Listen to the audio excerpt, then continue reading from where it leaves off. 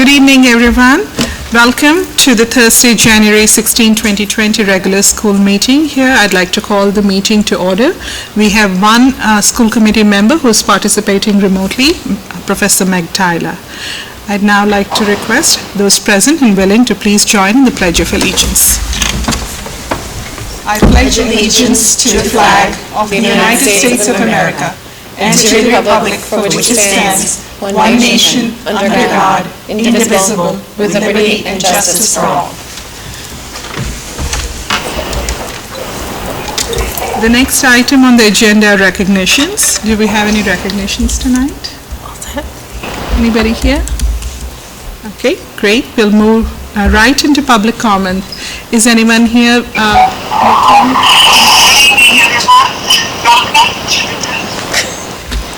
Okay, no.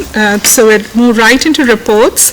The first item is Student Council. We don't have Student Council tonight, so that takes us right ahead of time, although we started a little late tonight. Dr. Kavanaugh, your report, please. Okay. So as you know, this is the sort of final time that we will be presenting the FY21 budget, at least before the school committee votes on it, which will happen tonight. So we will go through the slides that we've been showing during each one of these iterations. As we prepared the FY21 budget, we really thought about the current needs in our school, and that includes the students who are slated to be with us next year. Based on our demographist study, we can anticipate over 200 students. His number is 234. But what we opted to do in preparing this is to provide for our students really level services. We have exceptional academic and extracurricular programming, and so level services for this year seemed okay to us. You know that we've added a lot of different programs through grant funding, so through our operating budget, level services seemed fine. We need to offer curriculum instruction that meets the needs of all of our learners. We have added teachers, special educators, and support staff to accommodate all of the increases in our student population. We need to ensure that our school facilities support maximal growth for all children. And so, you know, we'll be adding classrooms onto some of our facilities, and we'll be doing that just because of enrollment growth. So we'll be adding classrooms in Elmwood and Hopkins, as well as here at the high school. We have to support the growing social emotional needs of our students. As we keep saying, the kids who are arriving on our doorsteps, and this is not dissimilar from the way it is all over Massachusetts and maybe across the country, what we are seeing is that kids have very disparate sort of social emotional needs, and those have been in our school improvement plans now for 5 years. And so we will also be supporting those school improvement plans. Along the way, we encountered some challenges. Obviously, the increased enrollment, while it's a lovely problem to have, that people are finding the Hopkinton Public Schools a place where they would like to educate their children. The increased enrollment has been very rapid, and we've struggled a little bit to keep pace with that. With more students come increased transportation needs. We have additional social emotional programs. We will be opening 14 new classrooms, hopefully, with a favorable vote. We need to safeguard the instructional excellence, and, you know, when you're looking at new teachers and new classrooms and just this much kind of change all at once, that's something that's really important to us, is to ensure that the instruction remains top-notch. Our teachers are exceptional, and I think that, you know, they are one of the foremost reasons why our kids do so well. And of course, there are unfunded mandates. All right, so challenges persist. Even though we are going to vote on this budget tonight, even though we're going to recommend this budget to you as a school committee tonight, we are still $1.4 million away from the budget guidance. In September, the budget guidance was 5.5%, and just recently it was amended to 6%. So we are a long way off. That $1.4 million represents about 3%. If we look at the enrollment growth, in 2015, in October, when we submitted our SIMS data to the Department of Elementary and Secondary Education, we had 3,463 students enrolled in the Hopkinton Public Schools. This year, in October of 2019, when we submitted the same report, we had 3,862 students. So over that 4-year period, we've seen an increase of 399 students. I think even if you looked at those numbers today, we would be well above the 399. What you're seeing up there now is a table that was created by our demographer in 2019 November. So as you are looking at that, you can sort of see the growth of our student cohorts over time. So when our current grade 10 students entered school in kindergarten in 2009-2010, so that fall there were 198 of them. If you follow that arrow out, you can see that today 198 students in that class have grown to 291 students in that class. If you take a look at kindergarten, you just go right down that column. A kindergarten class in 2009-2010 was at 198. It kind of hovered in that area of 179, 200, 192, 216, and then all of a sudden there starts to be that big burst of growth where our classes have grown to 224, then 260, then 269. So they've gotten quite large quite quickly. And that just happened in the last couple of years. What our demographer also shared with us were his projections, and when you ask him, he'll tell you that this is like catching smoke. You try to use as many data points as you can to create a table like this. So there's cohort survival, there's birth rate data, there are in and out home sales. There's all kinds of things that we look at in putting this together, not just cohort survival and not just birth rate data. And as you can see, if we looked at the projections for kindergarten enrollment in 2021, so this coming fall, our demographer estimates that there'll be about 275 students in that class. If we follow those students out to grade 10, you can see that that class is projected to grow to 423 students.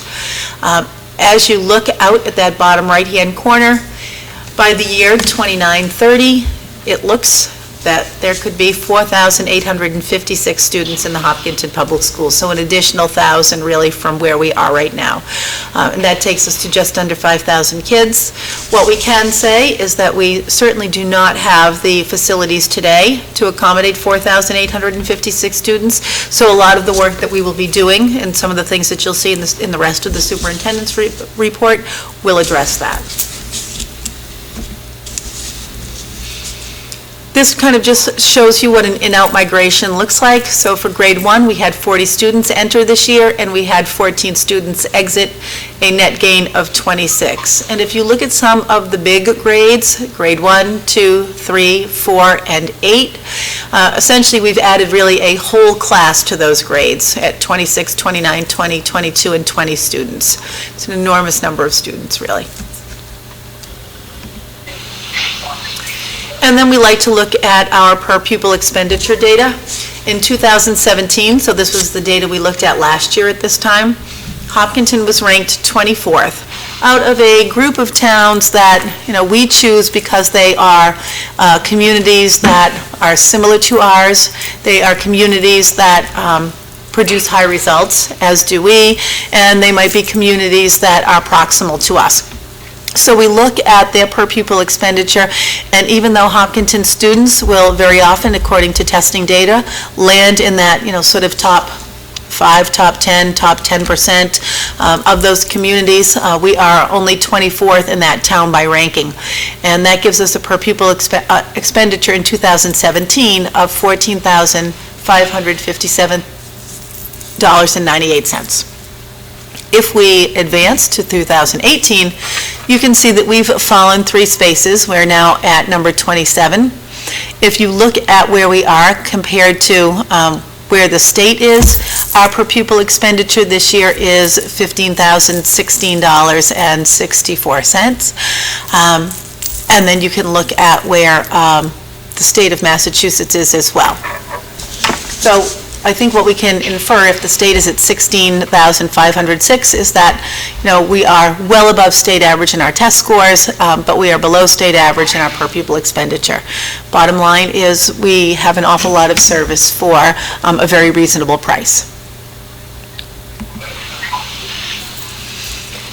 And then we like to look at our performance. So if you look at any of those green cells, the green cells are where Hopkinton students on MCAS testing came in the top 5% statewide. So in ELA, in grades 3, 5, 6, and 7, we were in the top 5%. And math in grades 5, 6, 7, 8, and 10, we were in the top 5%. And then the yellow cells will show you where we were in the 6th to 10th percentiles, and in the pink ones, you can see that we were somewhere in the 11th to 13th percents. So we're doing really well. And I think if you looked at last year's data, it would mirror this in terms of how many green, yellow, and pink cells. They may shift just a little bit, but our kids are performing at very high rates. And then sort of the last performance highlight is if you look at niche for 2020, so this year we were ranked as the second best school district out of 218 of them in Massachusetts. We were ranked second in terms of the best places to teach in Massachusetts, and third in terms of the districts that have the very best teachers in Massachusetts. So a whole lot to celebrate on that slide. And I will hand this over to Mrs. Rothermick, who can talk about the budgeting slides. So as you can see from this slide, the operating budget has increased by 8.9%. The salary increase is 7.6%, and the expense increase is 1.3%. This is just a typical slide that basically demonstrates that we're a service industry, and most of our costs come from salary. So it's salary to put teachers in front of kids, cleaning buildings, whatever it takes to run the district, but you can see that 80% of the budget is tied up in salaries. This is just another look of the total budget request, the $52,309,000 by educational program. As you can see, if you lump together both the regular education and student services, that makes up a majority of the budget. And then you see the wraparound services in terms of transportation, getting students to and from school, building and grounds in order to maintain the buildings. The technology is all the infrastructure within the buildings, et cetera. And again, this is just another way of looking at it. These are the cost centers that presented to the school committee of their budgets separately, starting back in probably October, November. If you look at from a cost perspective, your elementary education around the high 7% is all relatively equal. As students progress through the educational system, the cost to educate students increases. So you can see it goes from a high 7 up to 12% at a middle school level, and then up to 18% at a high school level. And this is what you will see across any school district across the state. And then again, on the other side are those wraparound services, student services, of course, being the exception of the wraparound, but that's for any other student that has either needs but also nursing as well. Mr. Rothermick, when you speak to the breakdown by school, the middle school population and high school population would also be different compared to the elementary in our district. Is that fair? Different in what terms? In terms of numbers. Yes. Yes. Okay. Yeah. And that's also typical in terms of, when you compare to other districts. In terms of numbers? That's right. So you were saying that how these, this breakdown is typical to other districts. Yes. Okay. Thank you. So looking at just the salary piece, the contractual obligations for the staff that are here and returning is 1.7 million, and the staff requests that came before you from each of those different cost centers is 1.8 million. So you can see the increase in salaries. The contractual obligations, it's important to note, that while our budget guidance was around 5.5%, the contractual obligations alone take up a majority of that, which is typical in any budget year. And then if you look at just small things such as having to add buses, you're very quickly at that guidance.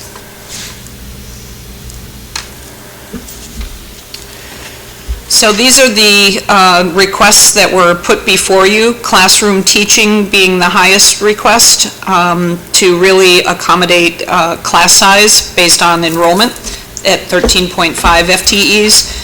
Student services, again, based on student need, and for the enrollment, 8.6, administrative, 1.5, social emotional, which is really around adjustment counselors that were being requested. Support, these are very small requests across several districts. Some are at 0.1, 0.2, some are at 0.5, and again, it really is driven by the growth. And it also represents what has been cut in the previous years. So in order to make that budget guidance in previous years, we have eliminated administrative assistants in several departments. And what you're seeing here is that just doesn't work with the numbers that are before us. Building and grounds, we talked about kind of what level of cleaning we want in each of our buildings and how much square footage one person can cover to get to that level of cleaning. And when you look at those numbers and break that down in the square footage that our current staff is covering, we felt that that level of cleaning that we're able to get is not to the standards that we would like. And so that's where the request for the 3 additional custodians is coming from. And technology, as you know, we put a lot of money into revamping the website, and this position would be kind of that return on investment in making sure that that website stays as current as possible, where people go to get information, and really maintains that investment that we've made.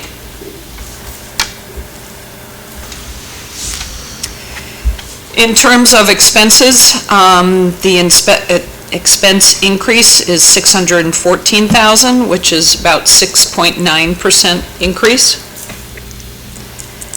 And again, just looking at expenses, this is not the whole budget again, which you saw earlier, so this is just the expense piece. So the $10 million in expenses, you'll see a large portion of that is transportation. Then you look at out-of-district tuitions, and building and grounds kind of make up a majority of that. And a lot of those are really not discretionary. And technology, again, also not discretionary. So in terms of what you can do to really reduce expenses, you get down to very small pieces of that pie. And again, when you're looking at like regular education in terms of trying to cut what is discretionary, you're talking about taking that burden of what you're cutting and asking parents for more.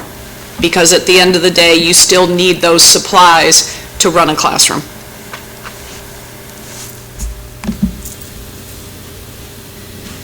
So looking at the expenses, again, transportation, we have 2 additional buses added in this budget, really just for growth. And there is $50,000 reduction to the revolving and just a $40,000 of contractual increase. Technology, the next big increase, $147,000. 68,000 of that is for new classrooms, so that has been revised from the original ask, which was around 119. So that's taking that amount, spreading out what can be leased over 3 years, but there are some things that you are unable to lease, such as the wireless access points, and those are things that have to be purchased in this year. So that's the 68,000. 28,000, again, are licenses increase due to enrollment, software, which is also due to enrollment and curricular support. Building and grounds at 187,000. 91,000 of that is pulling in for what is capital replacement of items that are under 25,000. So this is where we're trying to build that sustainable replacement program within the budget in order to maintain your facilities and keep things going. Student services and central office, then you're starting to get into contractual obligations. Central office is legal obligations and things that are necessary, again, in order to maintain the district. You can see where we've had some positive movement, which is in special education tuitions and vocational tuitions.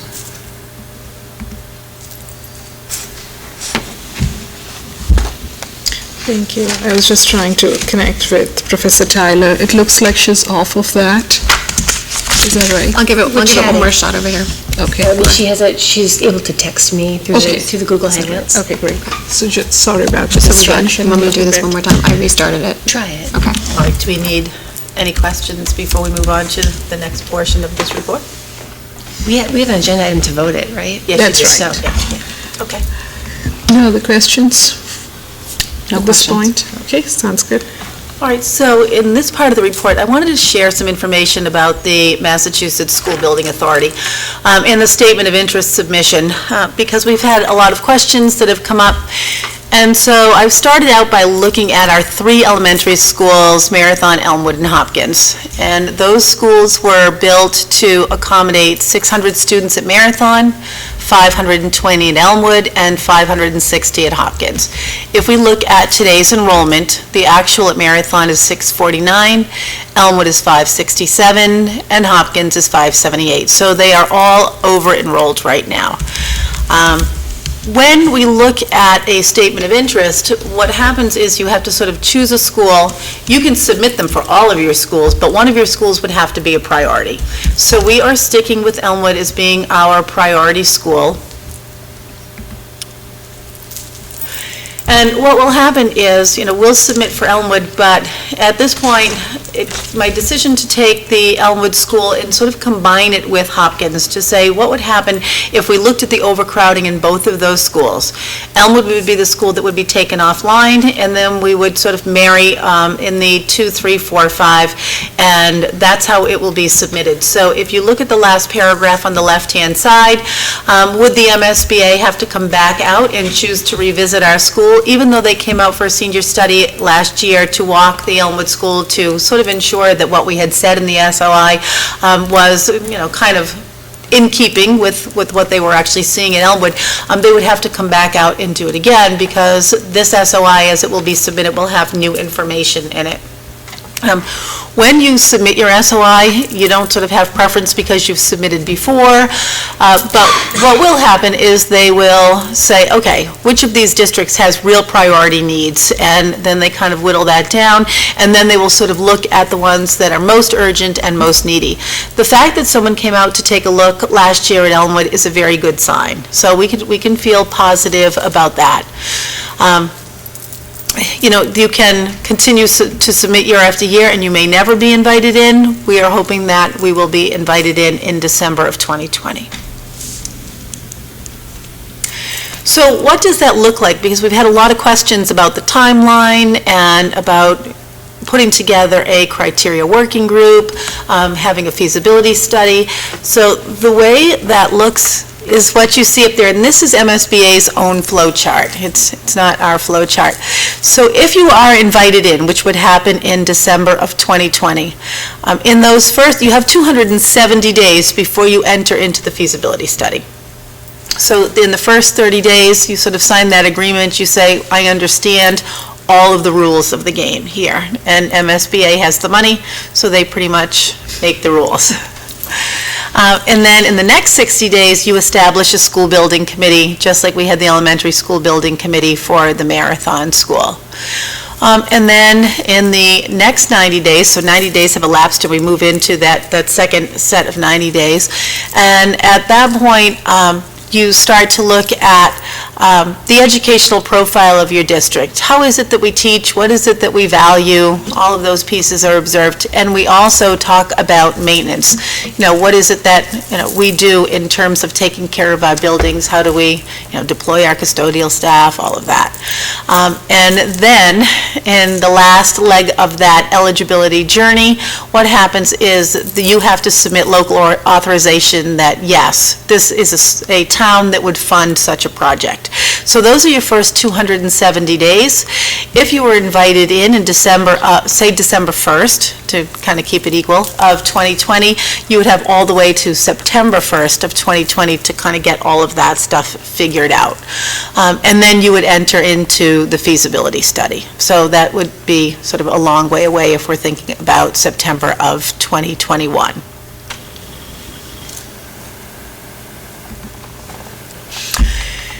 And you can go through that whole 270 days, but we have to remember that even if you are invited into the eligibility period is not necessarily an invitation to a feasibility study. You've got to go through all of those steps and make sure that the MSBA is actually interested still in inviting you into their capital pipeline.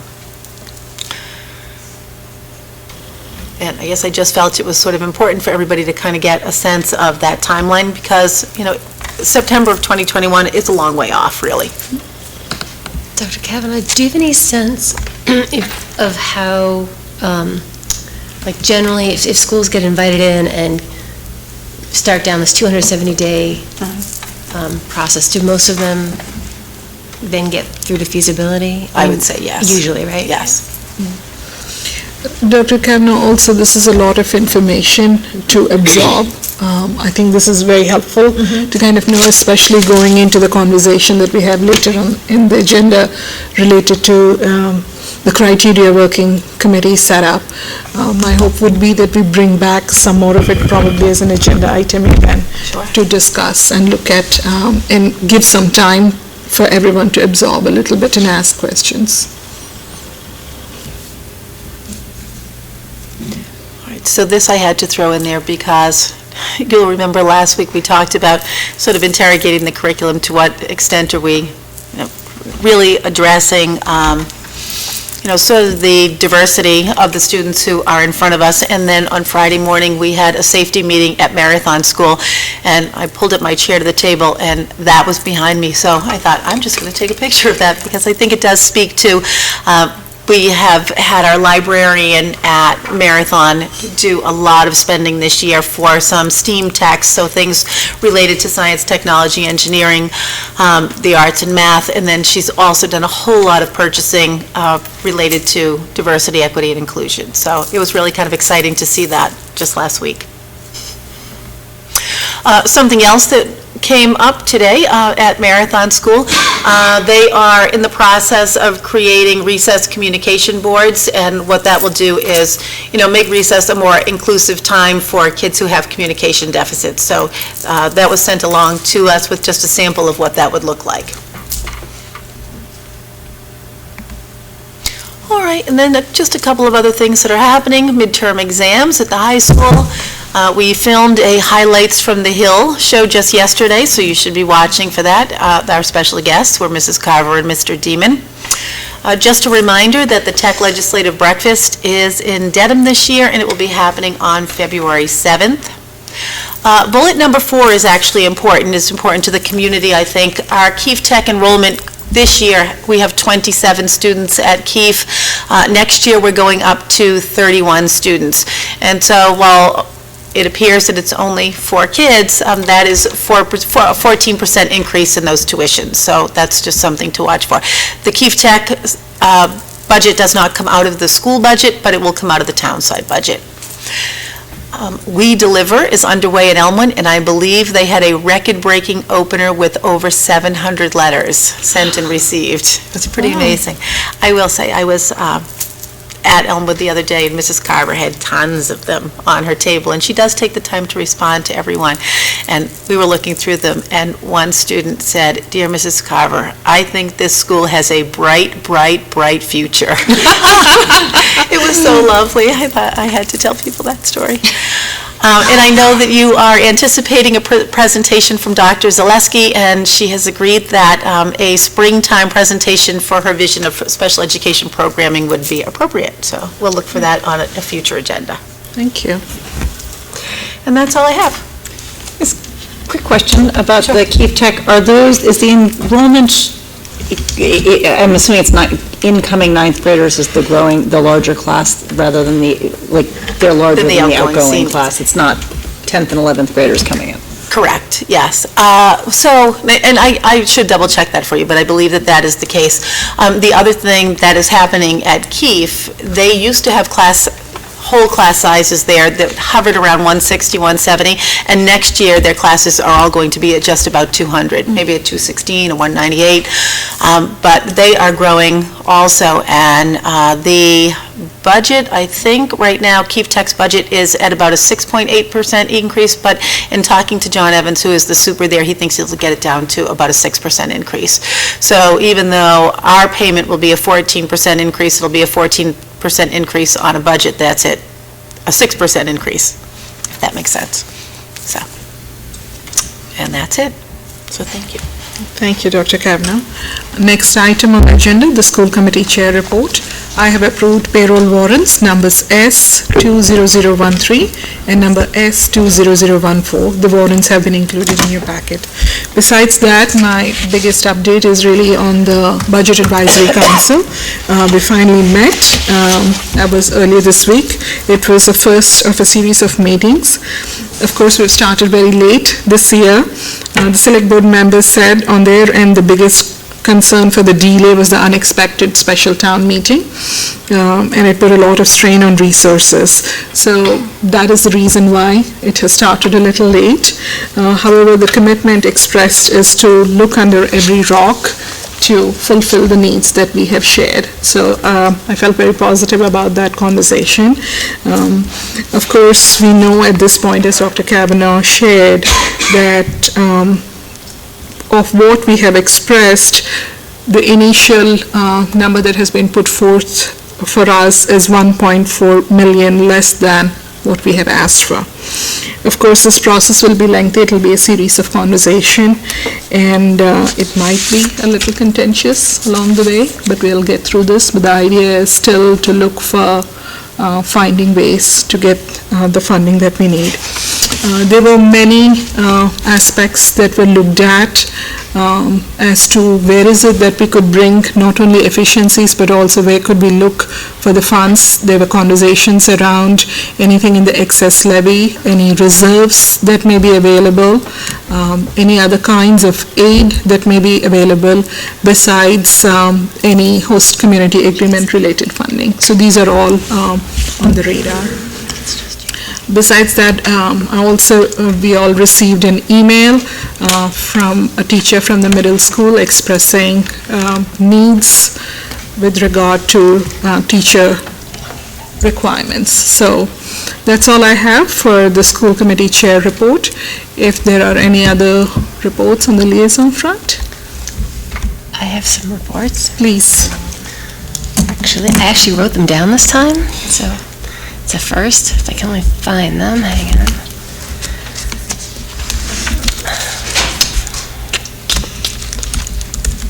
Well, come back to me. I have to call them up. Hold on a second. I have a few. So I know that I had sent this out, but just the visions training is on Saturday the 25th, which is rapidly approaching, from 9 to 2. If there's anybody that knows they can't go, if you guys could just let me know, just so that, because we could invite some additional administrators if there is interest on the administrative side to come in. And then the turf field committee had met and we went over the cancellation policy for the turf fields, for groups renting the turf fields, and kind of figuring out a policy for them, groups that have rented, given money to rent and then back out kind of at different points.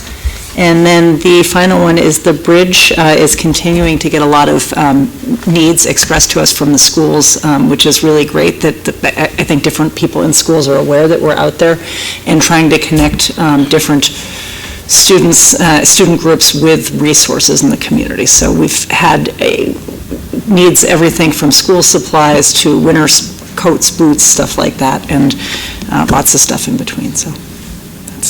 Thank you, Nancy. That's exciting. I'm actually very excited about the visions. Thank you so much for working on it and bringing that back to us.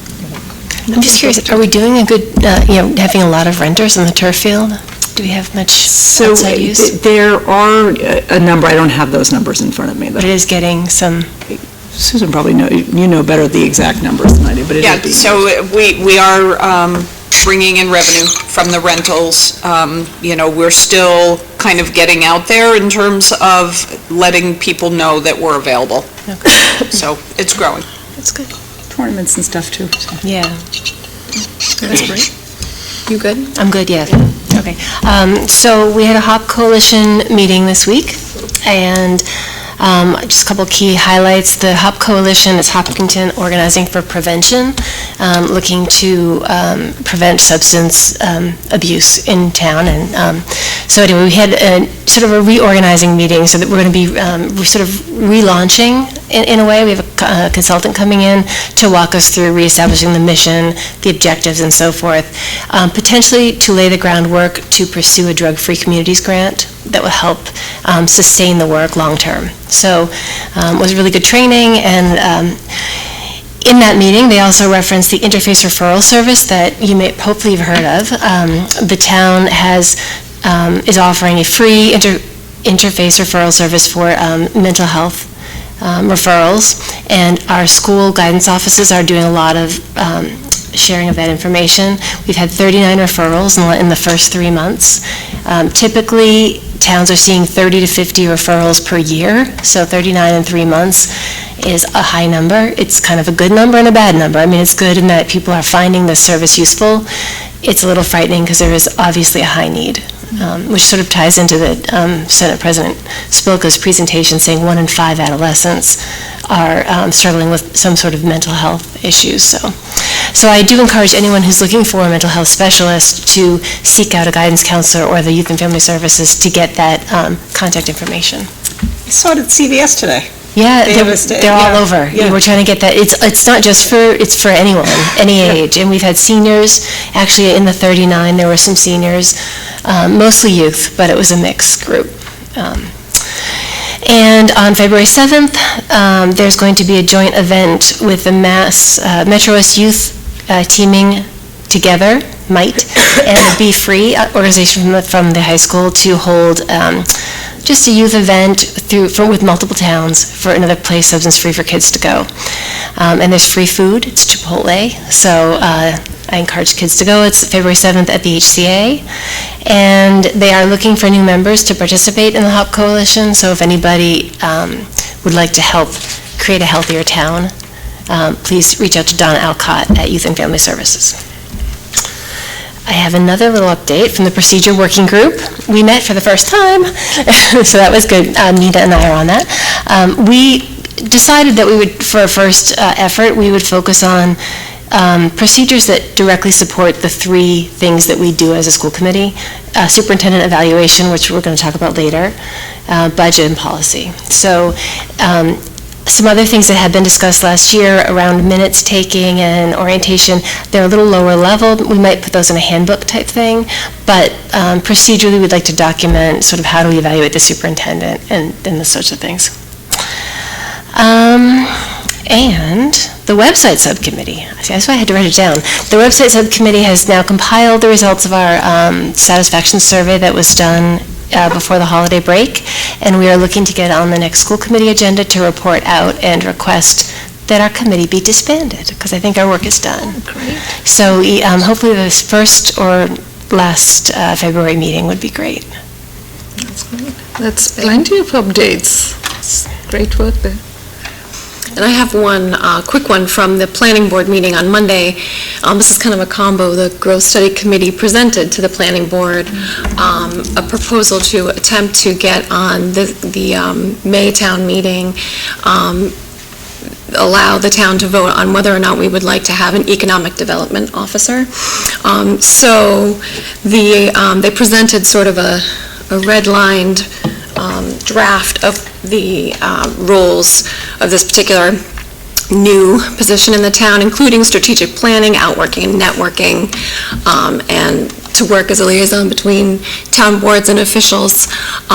So there's a lot under each of those three umbrellas that are need to be kind of fine-tuned, but the chair and vice chair of the growth study presented to the planning board, and they appeared to be somewhat receptive to the idea. They just needed something more concrete before they would be able to bring that forward to town meeting. So one of the things that they're hoping is that once that the official proposal is complete, is that if we would be willing to take a look at it and decide whether or not we as a committee would endorse it, that would be helpful to them in, sort of validating the need for this particular person. So when it's ready, I'll bring it to you, but just to kind of get you thinking about it in its early phases, because this person, one of the things that we've discovered is that I think people knew, but that we rely very heavily on residential income taxes, residential property taxes to fund everything. Commercial is only about 14% of our tax base. So having someone whose job it is specifically to go out and try to bring more commercial businesses into town, to try to bring that up at least, even just a couple of percent can make a huge difference in the overall tax impact to the community. So, that's the hope, is that this person's salary will pay for itself and then some with the new business opportunities that they generate in town. So just for clarification, they're looking for the school committee to endorse it, or they're looking for the planning? Yes. Okay. They're hoping that all of the town boards will be willing to say, yes, we believe this is a good idea. So, once I have something more concrete to show you, I will, but just to give you an idea, this is what's coming down the pipeline, and give you a chance to think about it a little bit before it becomes more concrete. Okay. Yeah, and that's it. All right. There is one update from Professor Tyler. She's speaking more to the Youth Commission event that's coming up, the MLK Junior Day events. So she's requesting everyone to attend. There's actually one other update on my end. I attended the Dementia Friends meeting that was conducted by the Senior Center earlier this week. It was very informative for me to understand some of the challenges. My father was exhibiting those signs, so I have some personal understanding of it, but a lot of it was eye-opening in terms of the stigma attached with it and how some kids and folks feel that they could communicate. It's a communicable disease. So it was a very informative session, and one of the hopes of the Senior Center Director, Amy Beck, as well as the person who presented it, Pat Srodova, was that if we could bring that into the schools and for kids and everyone to become more aware of what the impact is and what are some of the adjustments one could make when you're listening to a senior or someone with dementia. What are some of the nuances that you have to keep in mind? That was the request from the school center. It was very, very good. How about the SEL event of Senator Spilka? Thank you for covering. Oh, well, I had intended on going anyway, but it was really fantastic. And you were there last year as well, too, right? So I thought this was the best one, and I think it's the fourth or fifth that she's done. I think it's the best one that she has had so far, and it was very well attended. There were more people. It was full. Yeah. I thought it was great, too. They offered childcare for the first time through the, I think it was the group that offers childcare at Framingham High School, and they were Framingham School System, and they came, and people brought their kids, and they had a great panel. There was a student, a parent, Mrs. Winner was very, from Hopkinton. Yes, and the student was very impactful, I felt like, as well. A student who had been through a program like our START program in another district, who spoke about his experiences. Yeah, one of the interesting takeaways from the student who's now at UMass, Amherst, I think, right? He said that he has learned techniques, so he'll reach out to his professors in advance of the semester starting and say, here's who I am, I have struggled in the past a little, here are some techniques that help me in the semester, and professors have been very receptive, so it's interesting to hear sort of firsthand, I think, from, someone who's tried some new techniques. The other thing that I thought was an interesting perspective is looking at how the availability of different levels of care statewide is impacting schools. That programs like partial hospitalization programs, which are day programs for kids who are not quite in need of a hospital level of care, but need more than just, weekly counseling, that kids are on waiting lists for a prolonged period of time, and that makes it difficult for them to be able to be in school. They end up in programs like our START program, which is therapeutic, but it's putting more kids in school-based programs that really need out services, but they have to wait, and so they need something in place. And in addition, the wait time for getting a mental health therapist, and I know psychiatrists is the same thing, is so long that kids are turning to resources at school because that's where they're able to access them, but that does put additional strain on limited resources that schools have as well. Right. But an excellent, It was great. I am so pleased to see that continued commitment to reducing stigma and to opening public eye and getting access to resources. And kudos to our Lisa Winner. She was wonderful. She was. She moderated the panel. Oh, is that right? Yeah. Oh, that's And great. represented us wonderfully. Excellent. So that brings us to new business. HHS 2 permanent building substitute. Our high school assistant principal, Mr. Pominville, is here. Good evening. Good evening, how are you? Very well. Great to see you here. Nice to see you as well. My name is Justin Pominville, and I'm one of the assistant principals at the high school. First of all, thank you very much for the chance to come and present some of the exciting opportunities that we're proposing at HHS. We feel as each one of these permanent building substitutes and the trips provide excellent educational opportunities and experiences for our students. So the first topic that I wanted to discuss was the building substitutes. So we are requesting to use the funds in the high school substitute account to hire 2 permanent building substitutes for the remainder of the school year. As you may know, we've been experiencing a shortage of substitutes throughout the district. In preparation for this proposal, we spoke to other districts, and many districts, including Holliston, Needham, Medway, and Natick, have either already gone to this model or are in the process of planning for this model. The sub shortage is not something that's unique to Hopkins.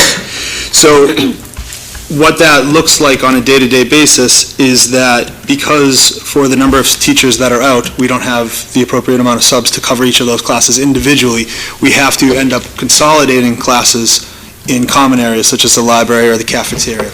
We're fortunate because students have access to technology, so with the one-to-one initiative, students are able to access the information and complete the lesson plans.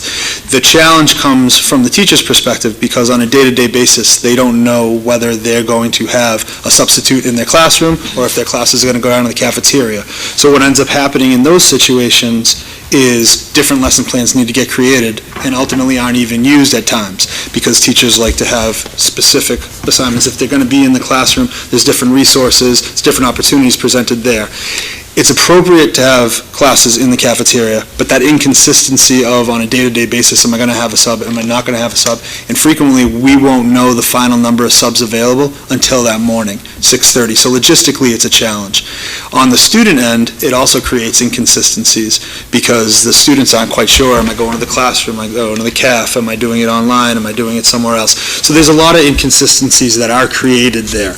So we think that by having 2 permanent building substitutes, that would alleviate or diminish a lot of those challenges in a lot of different ways. The first way would be that as permanent members of the staff, these subs would know our procedures, our policies, our expectations, and to be able to convey that on a daily basis. In addition to that, they would be able to talk to the teacher before the teacher was out, find out what the expectations of the assignment are, what challenges may be presented, and have a better working knowledge of the assignment. Also, when the teacher returns, they'll be able to share were there any difficulties, were there any challenges that accompanied it. That is not in any way present with our current setup. In addition, for the students, it's a far more consistent process where these building subs will have the ability to create a rapport with the students. They'll see them frequently, and we think that students will feel more comfortable knowing these people. They're members of our staff. They'll see them frequently. We have good subs, but the reality is that they don't know them, they don't get to know the students don't see them enough to develop a rapport. And with our students, I think that goes a long way towards knowing those people and having them be consistent, friendly faces for them. Also, on days that there's a small amount of teachers out, we would also be able to have these building subs assist with monitoring the hallways, monitoring high traffic areas such as the bathrooms or the lunchroom, and doing things like that and assisting. In addition, we could also utilize them to cover classes while teachers attend IEP meetings, some planning meetings, and different activities that occur over the course of the day. As it stands right now, because we don't know how many subs are in the building, we don't know whether or not we're going to be able to get coverage for all these different things that occur. So those are essentially the key points of what we're proposing. Do you have any questions related to that? Questions? I do, but I don't know that, if you would know the answer, if Susan would know the answer. In terms of the funding for these, would they be paid as bargaining unit employees, or would they be paid as substitute? Would they be essentially full-time They would not employees? be part of the union. Okay. Any other questions? So it wouldn't be really an impact on the budget because we're already having to pay substitute teachers Correct. anyway. Any other questions? Would you have any different qualifications you'd look for in a permanent sub versus a day-to-day sub? I don't know really how we screen. Well, I think given the process that we have for interviewing the subs currently, I think it would be very, very similar. I don't know if any of our subs that are currently in the building or in the district would be interested in applying for that position. I don't think in particular there would be specific skills that we would need, but when you know that it's going to be someone that's in the building consistently, there's different qualities. The personability, understanding of school procedures and stuff would definitely be a more important emphasis. I think it's a great idea. I do too.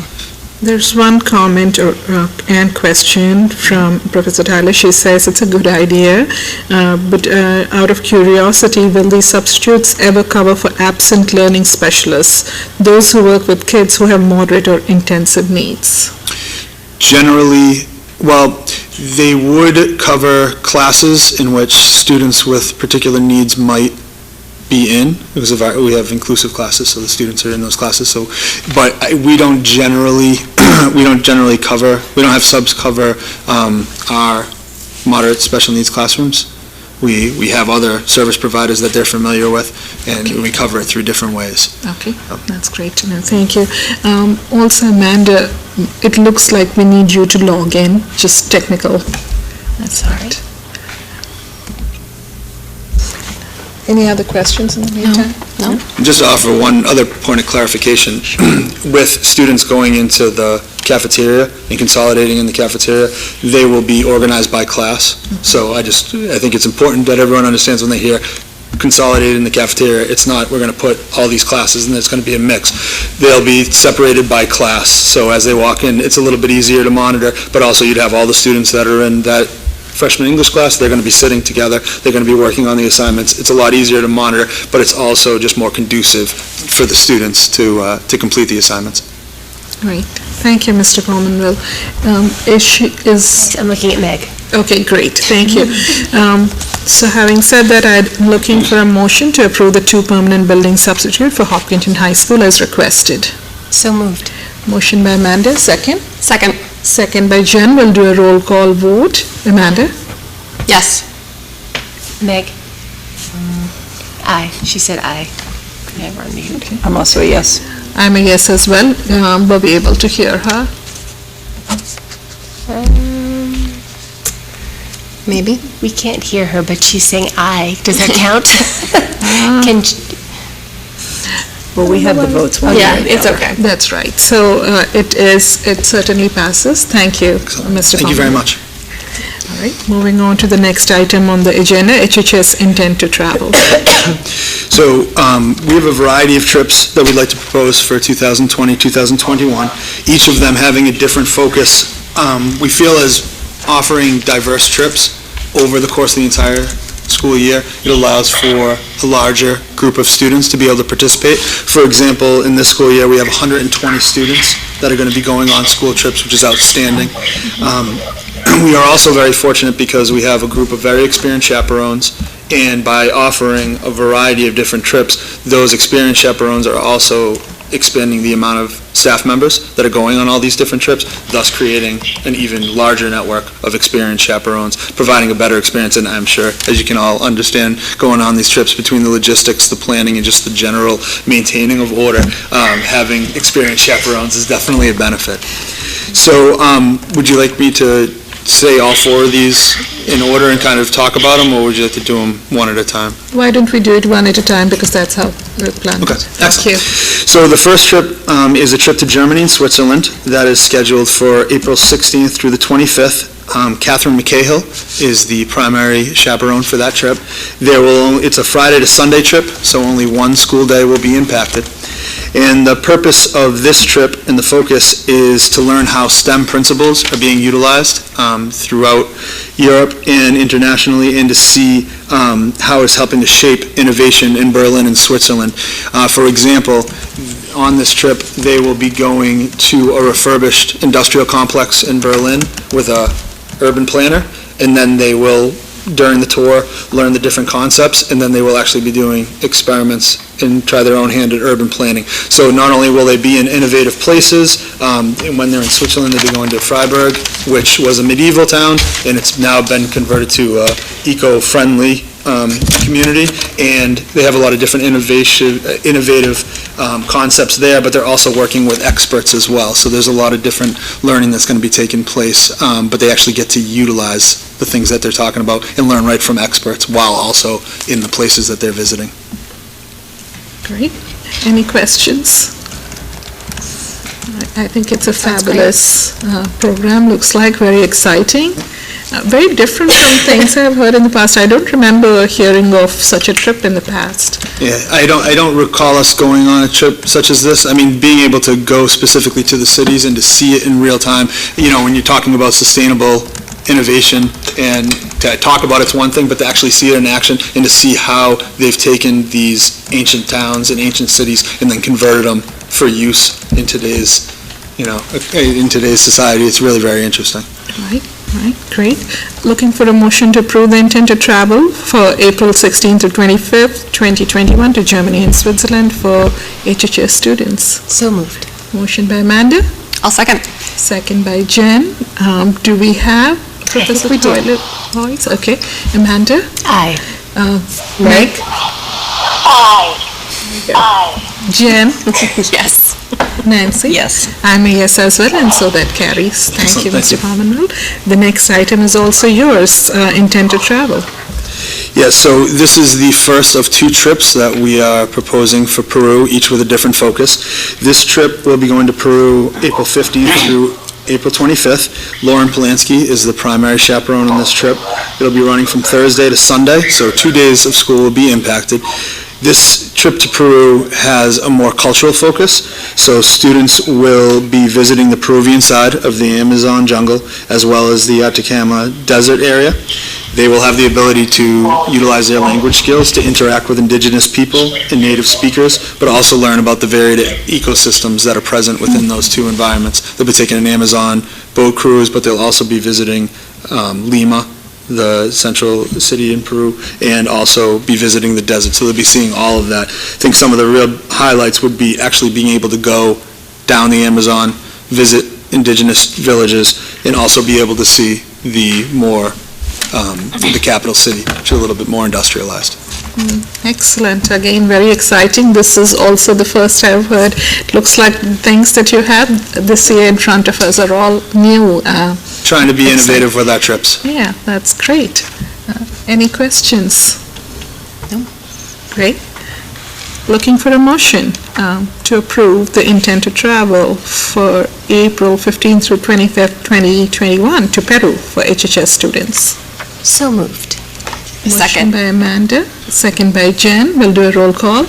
Amanda? Aye. Meg? Meg? Aye. Jen? Yes. Nancy? Yes. I'm a yes as well, and so it carries. Thank you, Mr. Pominville. On to the next item. Please, HHS intent to travel. So this is the second trip to Peru that we are proposing. This trip actually runs from June 27th to July 9th. There are no school days impacted. Bethany Spinks, one of our science teachers, will be the primary chaperone on this trip. This trip has a distinctive research-based focus. So during this trip, students will be rotating through various research projects over the course of 2 weeks, interacting with Amazonian wildlife, learning about conservation, while also being in the largest rainforest in the world. Over the course of the 2 weeks, they'll take part in 10 to 11 research projects, as well as field practicals and lectures that build off the concepts they've been learning. So during the day, they'll be surveying a variety of the different animals and species that are found in the Amazon. At night, they'll be learning through lecture and also sharing what they surveyed during the day. This all builds off of the concepts that they've been studying in biology over the course of the year. They'll be able to see the animals in the natural habitat and also be able to share out and present what they've learned. So there's a variety of different research skills that are going to be on display during the course of the 2 weeks. That's great. I do just have one comment. Yes, please. I meant to say this before, but because some of these trips go to more remote areas, and I know Thailand's coming up, and we've got Peru, I would just encourage sort of alternate communication plans. So in the event that there isn't access to phone service or Wi-Fi or whatever, that knowing sort of what that phone chain is or communication chain is, just, we had some learnings, I think, from the China trip last year, and I know that we've, sort of debriefed that already, but I would feel remiss if I didn't say that again, just... No, it's an excellent point, and I think that as challenging as that was last year, I do think that working with the established agencies that we work with for the travel, that's a great point of conversation that we can have now on what is the game plan for communication, because we are going to some very remote locations in different places. But I do think working with the same companies and having them established, I think that definitely helps with that process, but it's something that we definitely bear in mind. Great point. Any other questions, thoughts? Okay, looking for a motion to approve the intent to travel for June 27 through July 9, 2021 to Peru for HHS students in grades 10 through 12. So moved. Motion by Amanda. Second by Jen. We'll do a roll call. Amanda? Aye. Meg? Aye. Jen? Yes. Nancy? Yes. I'm a yes as well, and so it carries. Very much. Thank you very much. Moving on to item E, there is a lot of intent to travel tonight. There is, a lot of trips. This is the last one. So this is a proposed trip to Thailand. This would run February 12th through the 21st. It's a Friday to Sunday, so only one school day would be impacted. The primary chaperones on this trip are Charlotte Shire and Samantha Breen. Miss Breen actually lived and taught in Thailand, so it's interesting to be able to bring over one of our chaperones who also has a lot of experience with the city. So the purpose of this would be to develop a more diverse worldview with increased cultural awareness, and to do that by exploring Thailand, visiting multiple cities, including Bangkok. Some of the highlights of this trip, in addition to visiting national parks, visiting museums, and learning about their culture that way, they will also be going to a local school to find out what education looks like in Thailand, and also sharing what education looks like here, as well as different cultural activities, including a Thai cooking class, and also going to a Thai dancing show. So there's a variety of different cultural activities that they'll be participating in. That's great. Questions, comments? Great, okay. Looking for a motion to approve the intent to travel for February 12th through 21st, 2021 to Thailand for HHS students in grades 10 through 12. So moved. Motion by Amanda. Second. By Jen. We'll do a roll call. Amanda? Aye. Meg? Aye. Jen? Yes. Nancy? Yes. I'm a yes as well, and so that carries. Thank you so much, Excellent. Mr. Thank you very much. Pominville. Thank you for the opportunity. Yes, there's Thank you so plenty of much. time, but safe travels. Thank you very much. And good luck with exams with all the students next week. Yes, we're looking forward to it. All right. More intent to travel. We have Mr. Keller here to talk to us about intent to travel for Nature's Classroom. Good evening, Mr. Keller. Good evening. How are you? Very well, thank you. Oh, look at that. That's nice. Switched it up for you. We're very on the ball. I thought you brought your own. I didn't realize that was going to be provided for me. So, not to show up the high school with our field trips, but I have 2 field trips that I will be presenting this evening. The first is our grade 6 field trip. It is our annual field trip that we've been doing for, this actually, if approved, next year will mark our 28th year. To Nature's Classroom. This is a field trip that is designed for social development, academic activities. Our students take part in field groups, special interest classes, evening activities, all focused on science, English, and math. And as I mentioned earlier, social development. It's a really big part of the experience that our students have in terms of team building and connecting with their teachers and one another. So we have tentatively scheduled it for Tuesday, December 1st through Friday, December 4th. That's 4 days and 3 nights. I say tentative because we're still actually working with Nature's Classroom. It's later than we typically go. As you may recall, this past year we were scheduled to go in October, but because of EEE, we moved it. And we typically go to Charlton, Mass, and this year we moved to Colebrook, Connecticut because of the timing. What we're hearing from experts is that, you're probably aware of this as well, but that it's predicted that we're going to have issues with EEE once again this year. So we're trying to be proactive and move out past the first frost.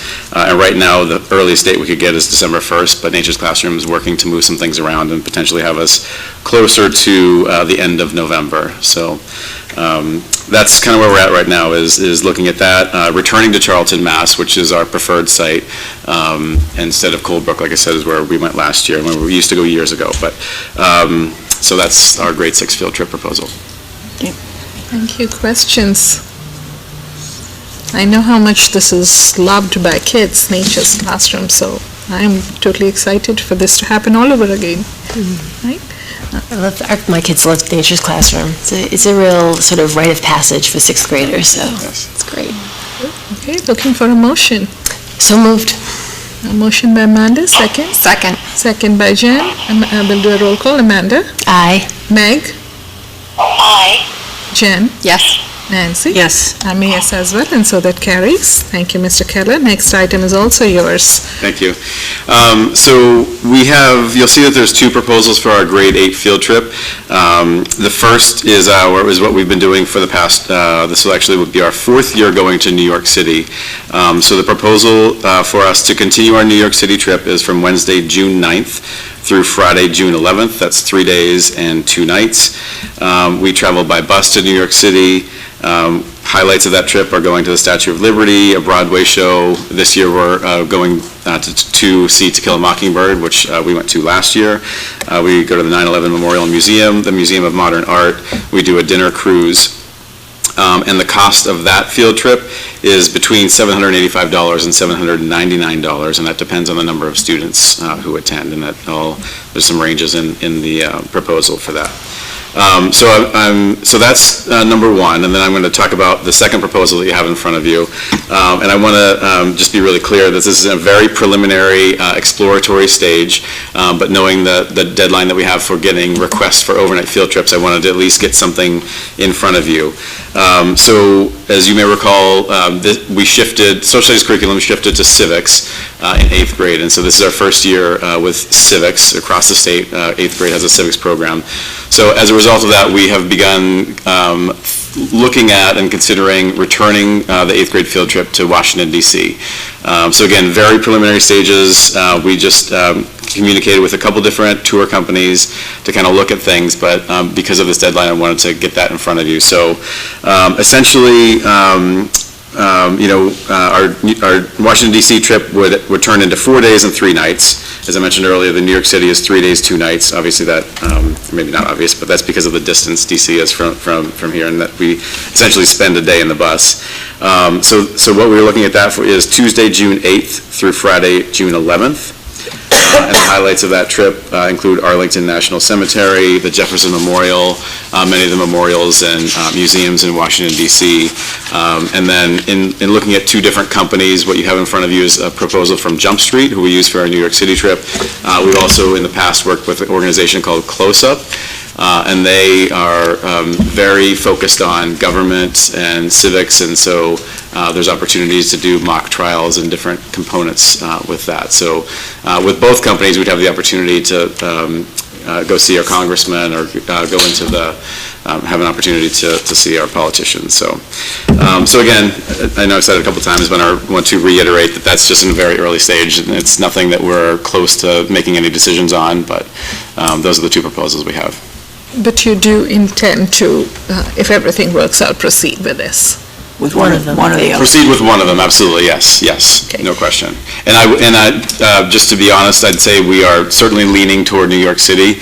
I think we need to do a lot more work in terms of deciding if Washington DC still makes sense. I don't think I mentioned the cost. So to travel with Jump Street, it's between $979 and $999. And the close-up trip is coming in at $1,020. So it's a substantial increase, that's a substantial cost. And so that's certainly something that we think about as well.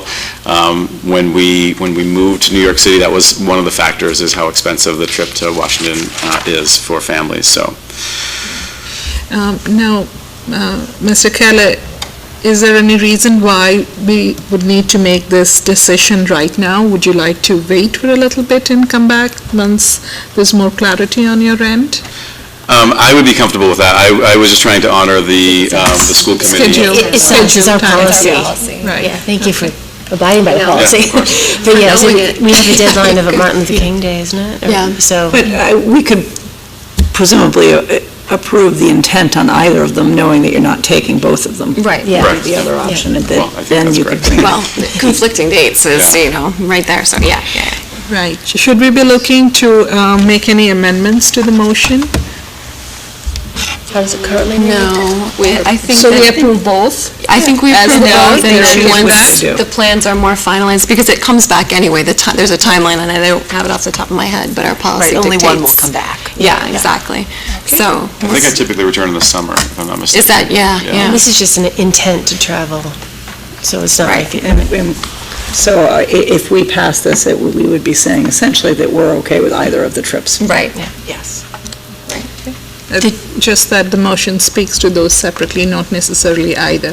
But that's our Well, general yes, if we understanding. pass both, it would. Right, okay. so the DC trip is bus. It is, yes. Yeah, so we, I'm trying to think, our last trip to DC, we actually flew. Yeah. And a lot of the feedback, both from chaperones as well as parents, is just the cost was so much. The feedback from parents was the cost was, it just increases that cost. From a chaperone perspective, it was a lot more complicated, being in the airport and corralling the students and making sure that we're all together. And so it certainly feels better to be on a bus and kind of have some ownership over what we're doing. And it still takes a lot of time. It still I does mean, take you a have lot to of still time, get on the absolutely. bus and Yeah. get to the airport and hours in advance, and it takes a longer time than you think. Yeah, it's like another 3 hours anyway, Yeah. just to get Yeah. to the airport, so, yeah. Yeah, and actually last time I think we did two different airports. We had to send, because we're such a large group, we wound up sending some students to TF Green and another group up to, why can't I Manchester? remember? Yes, it was Manchester, thank you. It seems like the bus is also kind of a bonding experience for students. I There's think no so, question, too. especially when it breaks down and you're at a rest stop I was for thinking of that, yes. 6 or 7 hours, yes. Oh, this is another sort of bookended rites of passage for middle school. I love the 8th grade trip. I think it's important. It's an important, empowering time for 8th graders, and they've earned it, and it's a good time of year for that. Definitely.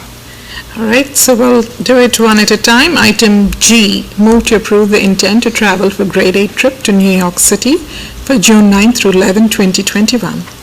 So moved. Motion by Amanda. I'll second, yeah. Second by Jen. We'll do a roll call. Amanda? Aye. Meg? Aye. Jen? Yes. Nancy? Yes. I'm a yes as well, and so that carries. We'll also take a vote on item H with the motion to approve the intent to travel for grade 8, a trip to Washington DC for June 9 through 11, 2021. So moved. Motion by Amanda, second. Second. Second by Jen. Again a roll call. Amanda? Aye. Meg? Aye. Jen? Yes. Nancy? Yes. I'm a yes as well, and so that carries. Thank you so much. Thank you so Mr. much. Kennedy. Appreciate it. Thank you. Thank you. Have a good night. Thanks, you too.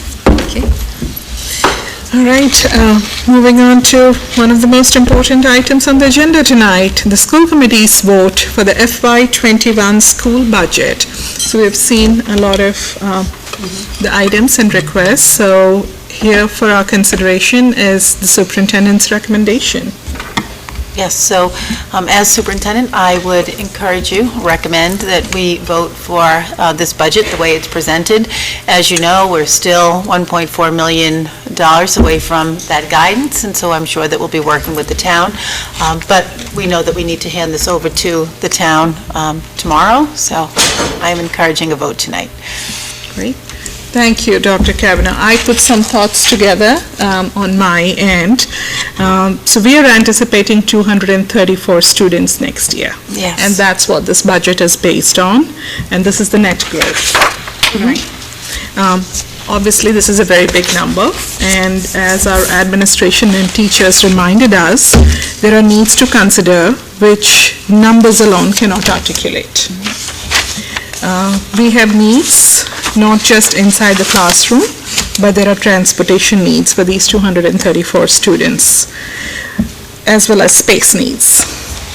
As we are looking at this request, I want us to remember we have work to do in this budget process. This is a step that we are taking in terms of our recommendation back to our town managers, but there is still work to be done that we will go through. I have throughout the process offered some feedback for our administrative team for consideration, and like I said, this is a work in progress. And as we work on this, I want us to continue to look under every rock, just as our town partners have offered, for efficiencies and for grant funding, which are certainly in consideration. I also think that the 234 number is simply a projection, and in the past we have seen that the actual tends to be higher than the projection. I'm hoping that the next year it will be a little different, but we will have to wait and see. One thing on my mind is that we need to think of year-long and long-term budgetary management. The growth trends have been what they have been, and what we are hearing in terms of the crunch, in terms of the funding that's available, we are hearing from the growth study committee results, there is a crunch overall. So we need to be mindful of how do we manage this going forward, not just this year. These needs are real, but we do need to think about longer-term management. We need to think of financial sustainability. We will need long-range planning to support the capacity study results, which includes human resource needs, all the teacher needs, all the custodial needs, all the support staff needs. We will need to think about programmatic needs. New things are emerging, innovation is out there, we need to think about that.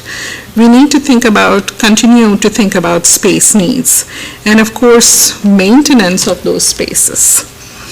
And like I said, transportation needs. So I think this will be a dialogue, this will be a continued dialogue. I was very glad that we had heard some voices through the public hearing process.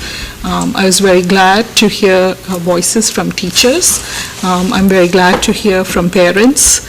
So this, I think, will continue all the way into May through the town meeting that we will have, as well as the votes that will follow. So this will be a process, but I'm fully in support of what has been put forth. The one item that I would want us to consider is on the capital side, which is related to the 700,000 feasibility study. I do think we need to do the feasibility study. At this point, I feel we asked for and are almost there with the 10 million ask for the buildings with the addition at the high school, as well as the temporary classrooms, portable classrooms at Elmwood and Hopkins. It is a temporary solution. It's not a permanent solution, especially in our elementary grades, so we do have to look for the longer term. At the same time, I am more inclined to have a dialogue, which we also have coming up later in our agenda, some of those conversations, I would want us to have them thoroughly talked and communicated throughout the community before we take that on. That's my only consideration to think about. But besides that, I think our administrative team and the teachers and all those who are involved in this whole process, lengthy process, Ms. Rothmick, you specifically, thank you for all the work that you have done to bring us up to this point. Thank you. Other thoughts? No, I have one quick thought, way fewer words. But essentially, I think that this is as fiscally responsible as our district can be and still meet the needs and barely meet those needs, but I think still meet the needs of the students that we're going to have. I think that I hear the town side's wish that we could trim $1.4 million from this budget, but I feel like if we do that, we won't meet our students' needs. So I'm not comfortable trimming it any more than it has already been trimmed. I think it's already come down significantly in terms of staff requests, so I am very much for the budget as it is. So I would echo what Jen has said, that I think we have listened to so many presentations and trying to hold the fiduciary responsibility that we have to the town. I do have concern, given what you've said, which I think is absolutely true, is that what we have seen the trend is that the numbers are coming in higher, the actual numbers of students we see. We have, every year for the past few years, we have whittled things down and made do in different ways, that I feel like we kicked things down the curb till we have hit a point where we can't keep doing that. And I would have significant concerns for the district's ability to meet the continuing needs of the students that we have in front of us if we trim significant, I don't know, there may be efficiencies and whatnot that can be found. Given how much work has been done on this, I have a hard time imagining how much can be taken out. Perhaps we could find grants and whatnot to add funding in, but that's a conversation for a different day. But I am wholly in support of this. I used more words, I think, than I intended to, though. And, I'll just pick up, I think, Nancy, you raised a good point in that this increase has been several years building, because we have been absorbing this growth for multiple years now, trying to utilize our existing capacity to whatever extent we can, and I think we've done an excellent job of that.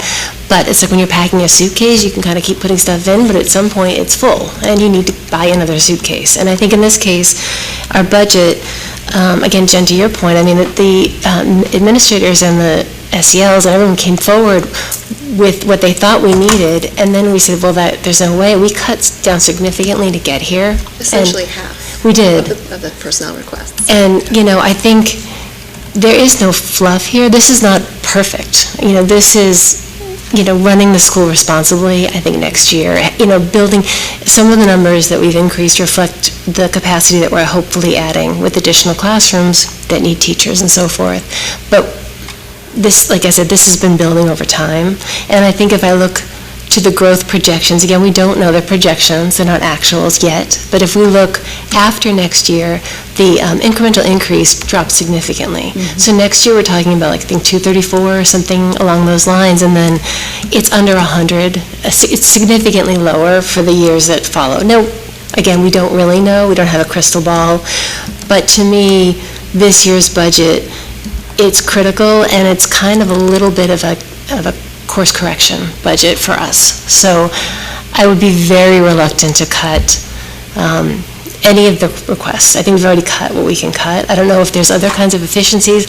I look at transportation as one of our biggest expense numbers. We can't cut that, so I'm not sure where we can find additional money. I'm certainly willing to look, but the head count asks, we're not frivolous, that came forward.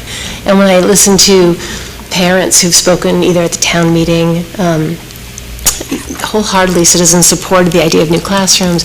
They recognize and support this need for us to support growth, and I think we'd be remiss if we didn't put the budget forward that we have. I mean, we'll do our part, we'll try, but I think this is what we can responsibly vote right now.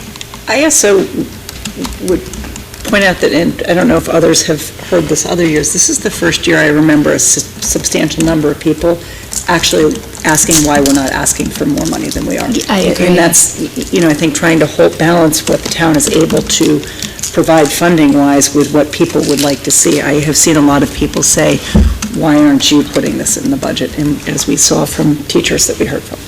Absolutely.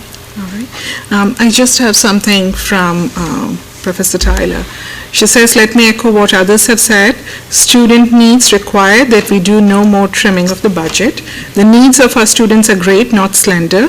They will continue to be great. The administration has worked doggedly to build a fiscally responsible budget. All right. Having said that, I'm looking for a motion to approve the FY21 budget as presented by Dr. Kavanaugh. I would like to make that motion. All right. Motion by Amanda, second. I'll second. Second by Jen. We'll do a roll call vote. Amanda? Aye. Meg? Meg? Aye. Jen? Yes. Nancy? Yes. I'm a yes as well. Well, thank you all, and thank you on behalf of Thank the you. administrators, the teachers, the paraprofessionals, all of our staff, and most importantly, the kids. Thank you. Thank you. That sounds great. That takes us next to item J, Aftercare Contract. Ms. Rothermick. Thank you. So as you know, I apologize, I just put a piece of candy in my mouth. Bad timing. As you know, Kidsborough runs our aftercare program at the elementary schools. It is held at the Marathon School and the Hopkins School. Fiscal year 21 would be the third year of that contract. And so I'm looking for a renewal, one-year renewal for that contract to take us through that year. The exciting thing for the program is enrollment has grown. So what we are looking at doing for next year is actually having the program run at all three elementary schools. So it will also run at the Elmwood School. That's great. So it would be a great opportunity for all of our students. So, and that means not to jump ahead, but next year we'll be looking at the whole process of it gets rebid and we look to, this is just the contractual extension. That's correct. I think it's exciting to see a third site that they're able to do that for parents and students to be able to remain in their school day time. Mm-hmm. I agree. Any other questions? No. All right. Looking for a motion to approve the one-year contract to Kidsborough for the 2020-21 school year. I would like to make that motion. Motion by Amanda. I will second that motion. Second by Jen. We'll do a roll call vote again. Hold on, I Amanda? gotta get Meg back. Okay. Aye. Meg? Aye. Jen? Yes. Nancy? Yes. I'm a yes as well, and so that carries. Thank you, Ms. Rothermick. The next item is also yours, budget transfers. Yes, so as you know, as we march along through the school year and students' needs change, we developed this budget way back in the fall and before we have students standing in front of us. So you can see there's been some changes to the use of certain accounts, and so this is really looking at those different budget items and shifting the money where it needs to be in order to accommodate the changes in those budget line items. Right. Are there any questions? Comments? Okay, I'm looking for a motion to approve the budget transfers as requested. So moved. Second. Motion by Amanda, second by Jen. Roll call vote again. Amanda? Aye. Meg? Aye. Jen? Yes. Nancy? Yes. I'm a yes as well, and so that carries. Thank you, Ms. Rothermick. The next item on the agenda, Superintendent Evaluation Report. Ms. That will Margiano. be me. And you're all set. I guess I'll just read off of here. Okay, so if you could go to the next slide. Is it you? Who's controlling? Sorry. Yes.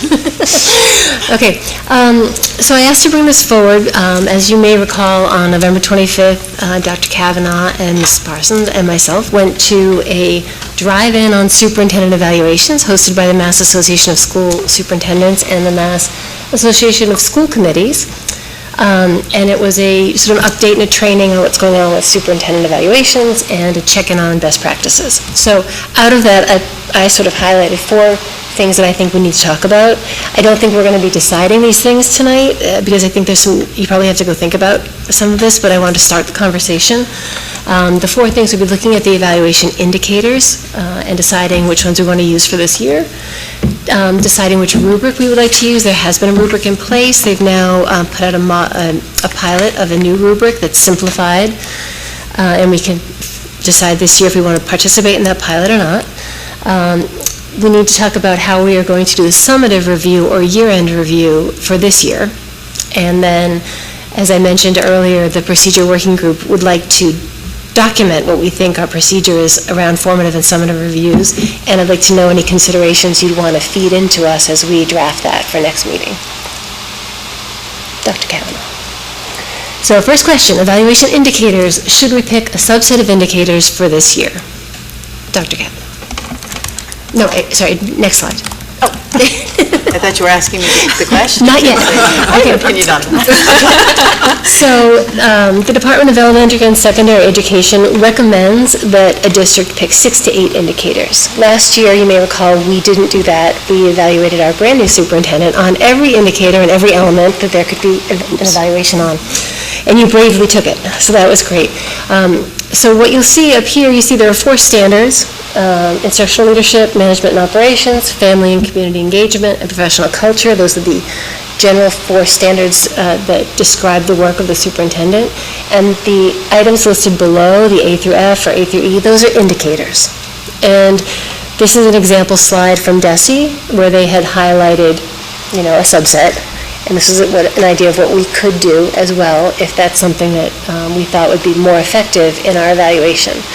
And what they recommend is that if you choose to go down this path, you would pick a subset that would align with the goals of the district and the superintendent's goals, and really it would help focus the priority work for the superintendent in a given year.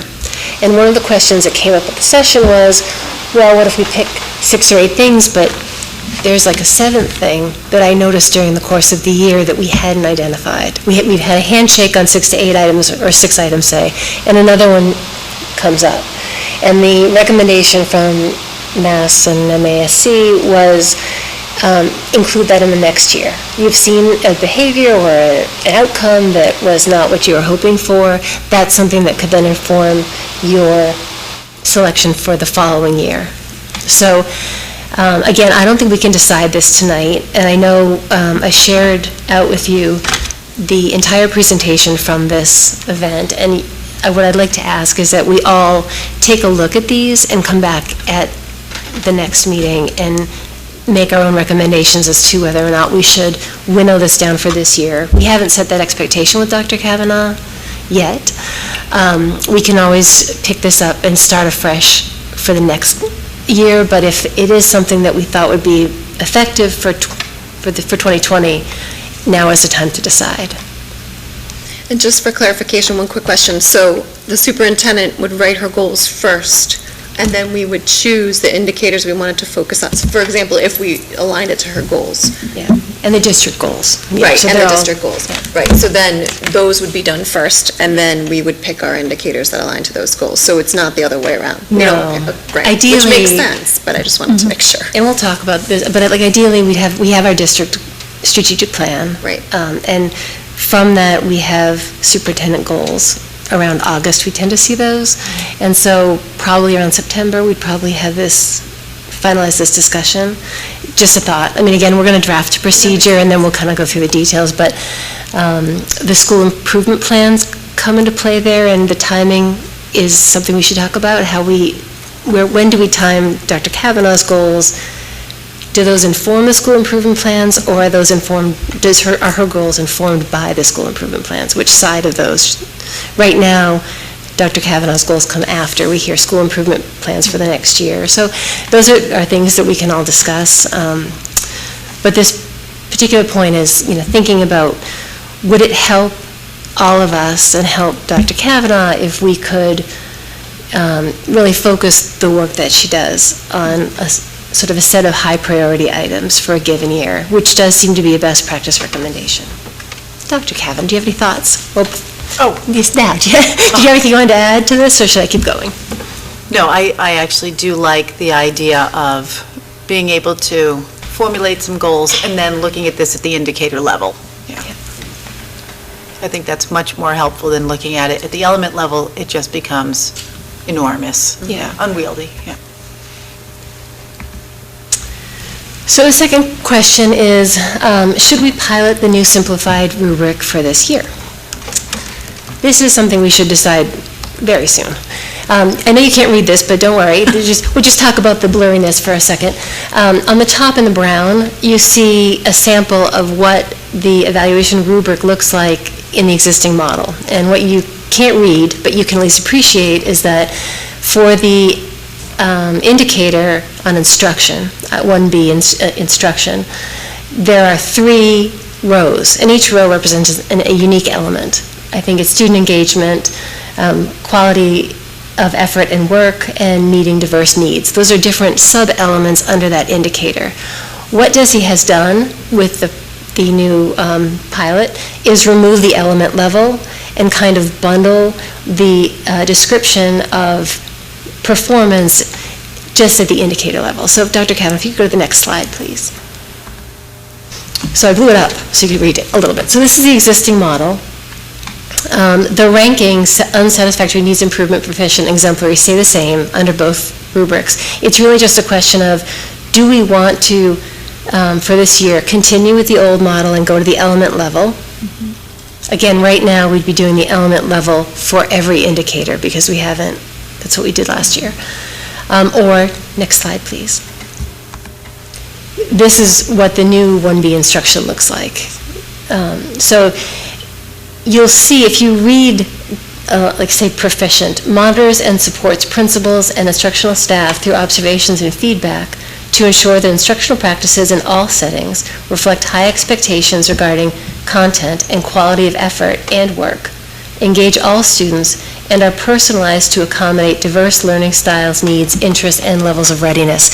So the text in there really hits on individualized, it hits on work ethic, and it's the breadth of all schools and the high expectations. It kind of encompasses the elements, but it brings it to the indicator level. It kind of simplifies what we're doing and tries. I can't speak to this because I haven't done the comparison. I'm not really smart enough to say this, but I think that they were trying to highlight ways that a school committee could actually know that the superintendent is doing this. I think some of the element level descriptions in the old rubric, and maybe Ms. Parson can speak to this, I think are hard for a school committee to observe. And so they were trying to understand what we have access to for proof and evidence and what the superintendent is doing and sort of bring it up a little bit to the indicator level. So I did reach out to DESE to ensure that we could still join the pilot, and they said no problem. If we wanted to join the pilot, and I believe Dr. Kavanaugh said she'd be willing to do either one. Sure. If we wanted to join the pilot, it would involve us providing some feedback at the end of the cycle. It mostly, I think they're comfortable with the idea of being at the indicator level. I think it's whether the descriptions were meaty enough or effective enough for us to work on. I think so. This, we can decide this tonight or we can think about it. I'm not sure how much time people have had a chance to look at any of the other materials. We can bring it back. I wouldn't want to wait too long because it does govern how we evaluate Dr. Kavanaugh. I've certainly had some chance to look at it, and I do like this pilot program. I think it's more concise and keeps it more meaningful rather than having to repeat some of the aspects, when you have such a long evaluation form, if you will.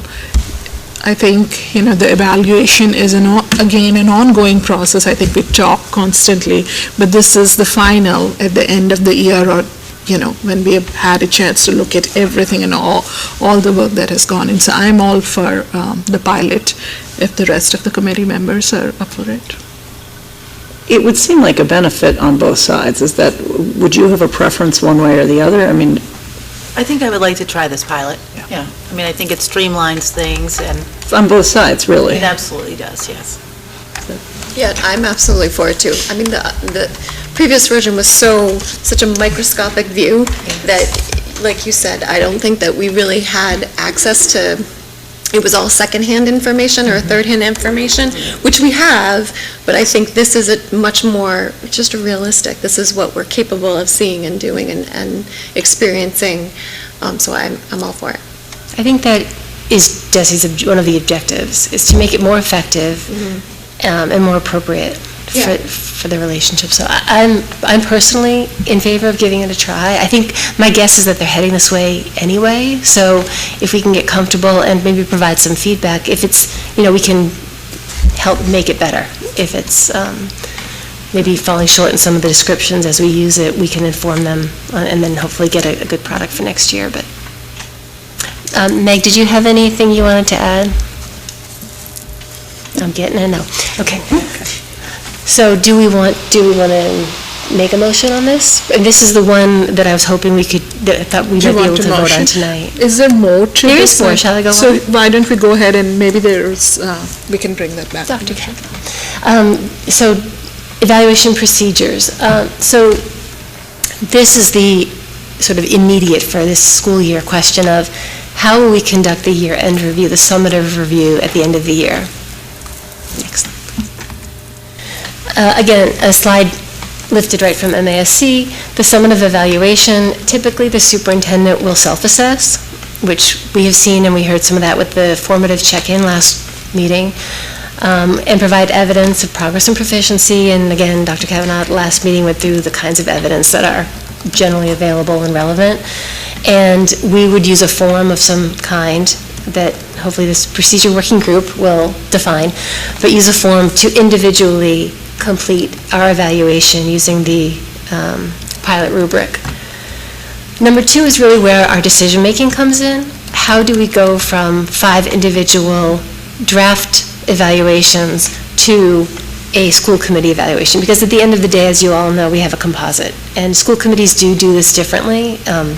We have been in the practice of submitting that to a point person who synthesizes our individual evaluations into one, and that has worked. Other committees, they said at this meeting that other committees actually do it on camera. They debate each point and merge it and work the language on camera, which I think it's a way to go. It seems like it could take a long time, but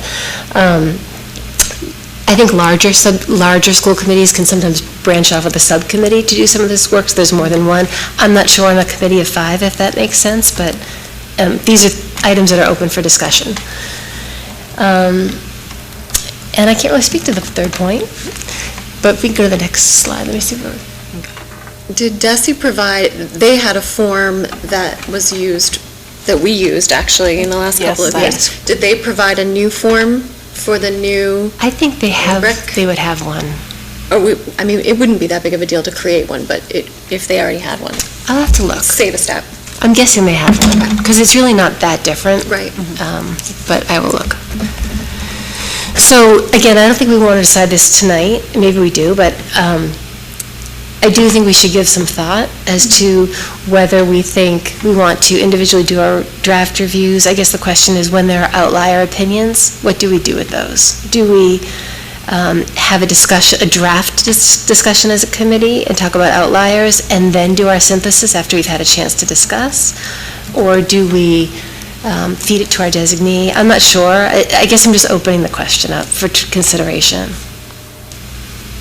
So when we had outliers in the past, those outliers, I think, were part of the final, so correct me if I'm wrong, but it seemed like you synthesized the information last year and Jean the previous year, but if there was anything that stood out as not fitting into the bell curve, basically, like not part of that sort of synthesis, then those things were on there too. So, no, actually. You didn't do that? What we did last year was, most of it, there was, everybody's voice in some way was in there. Okay. But each individual one became part of the permanent thing. And all of them are part of the public record, and all of them Yes. are part of Right. Dr. Kavanaugh's evaluation, so that each person's, anybody who had anything outside of the bell curve was still part of the evaluation, but on the composite, there were things that were, anything that was kind of outlier, like if you said, blue, and I said, red, kind of, total opposite. It wasn't in the comments?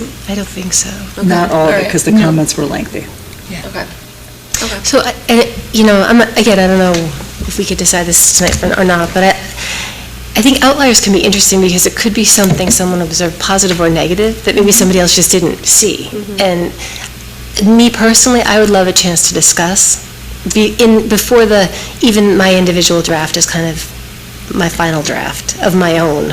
Like, I'd kind of like to, because we don't get to talk outside of these meetings, and, if Nancy happened to see a pattern of some amazingness from Dr. Kavanaugh that I just didn't see because I wasn't at, like, the municipal meetings, or, there might be information that I could learn from you.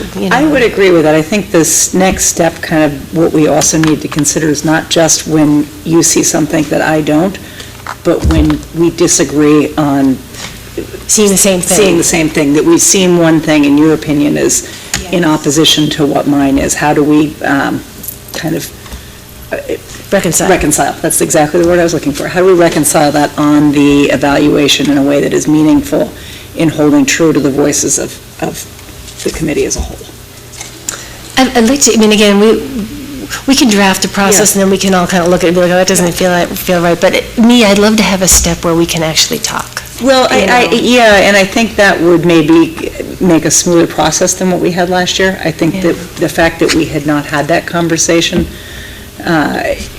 made it a little bit bumpier when we were actually going through the process to kind of how to handle that piece of it. Yeah, I think it also gives an opportunity because each one of us brings a different perspective, right? And each one of us is working with our superintendent, sometimes on different subcommittees, working on different aspects, and each one may have observed some aspects differently than others. And so I think it brings a certain level of transparency also for all of us as to why we feel one way or the other, and have that conversation. Of course, it's important to continue to have that in a respectful manner. I think it's always not easy to have any kind of discussion on performance so publicly.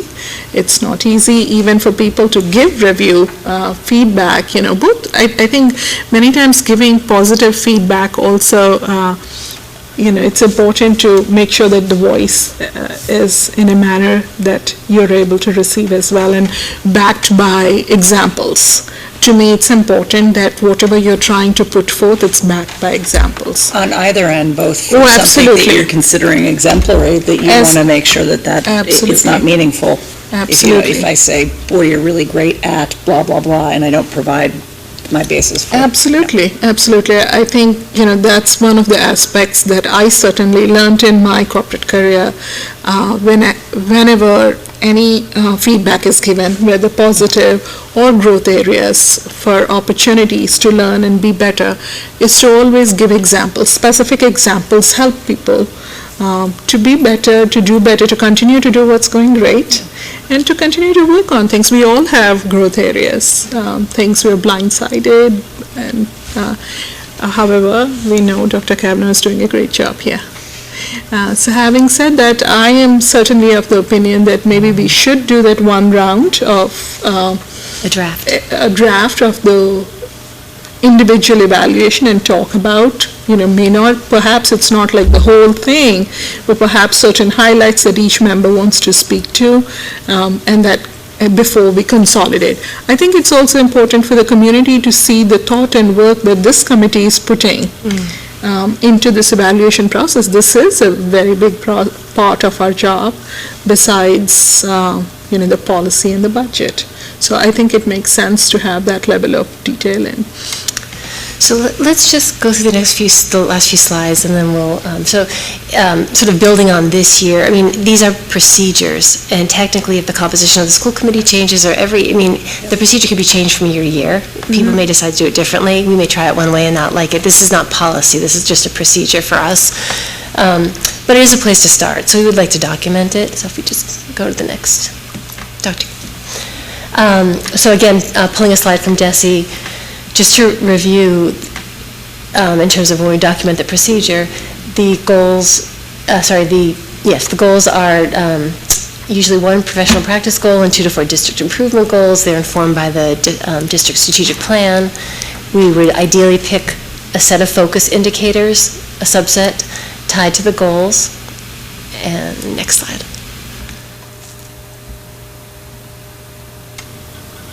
I'm on the next slide on my computer, but it's not on that screen. Maybe it's a little slow. Up and then going again? Maybe it's a little slow. No? That's strange. It's never done that before.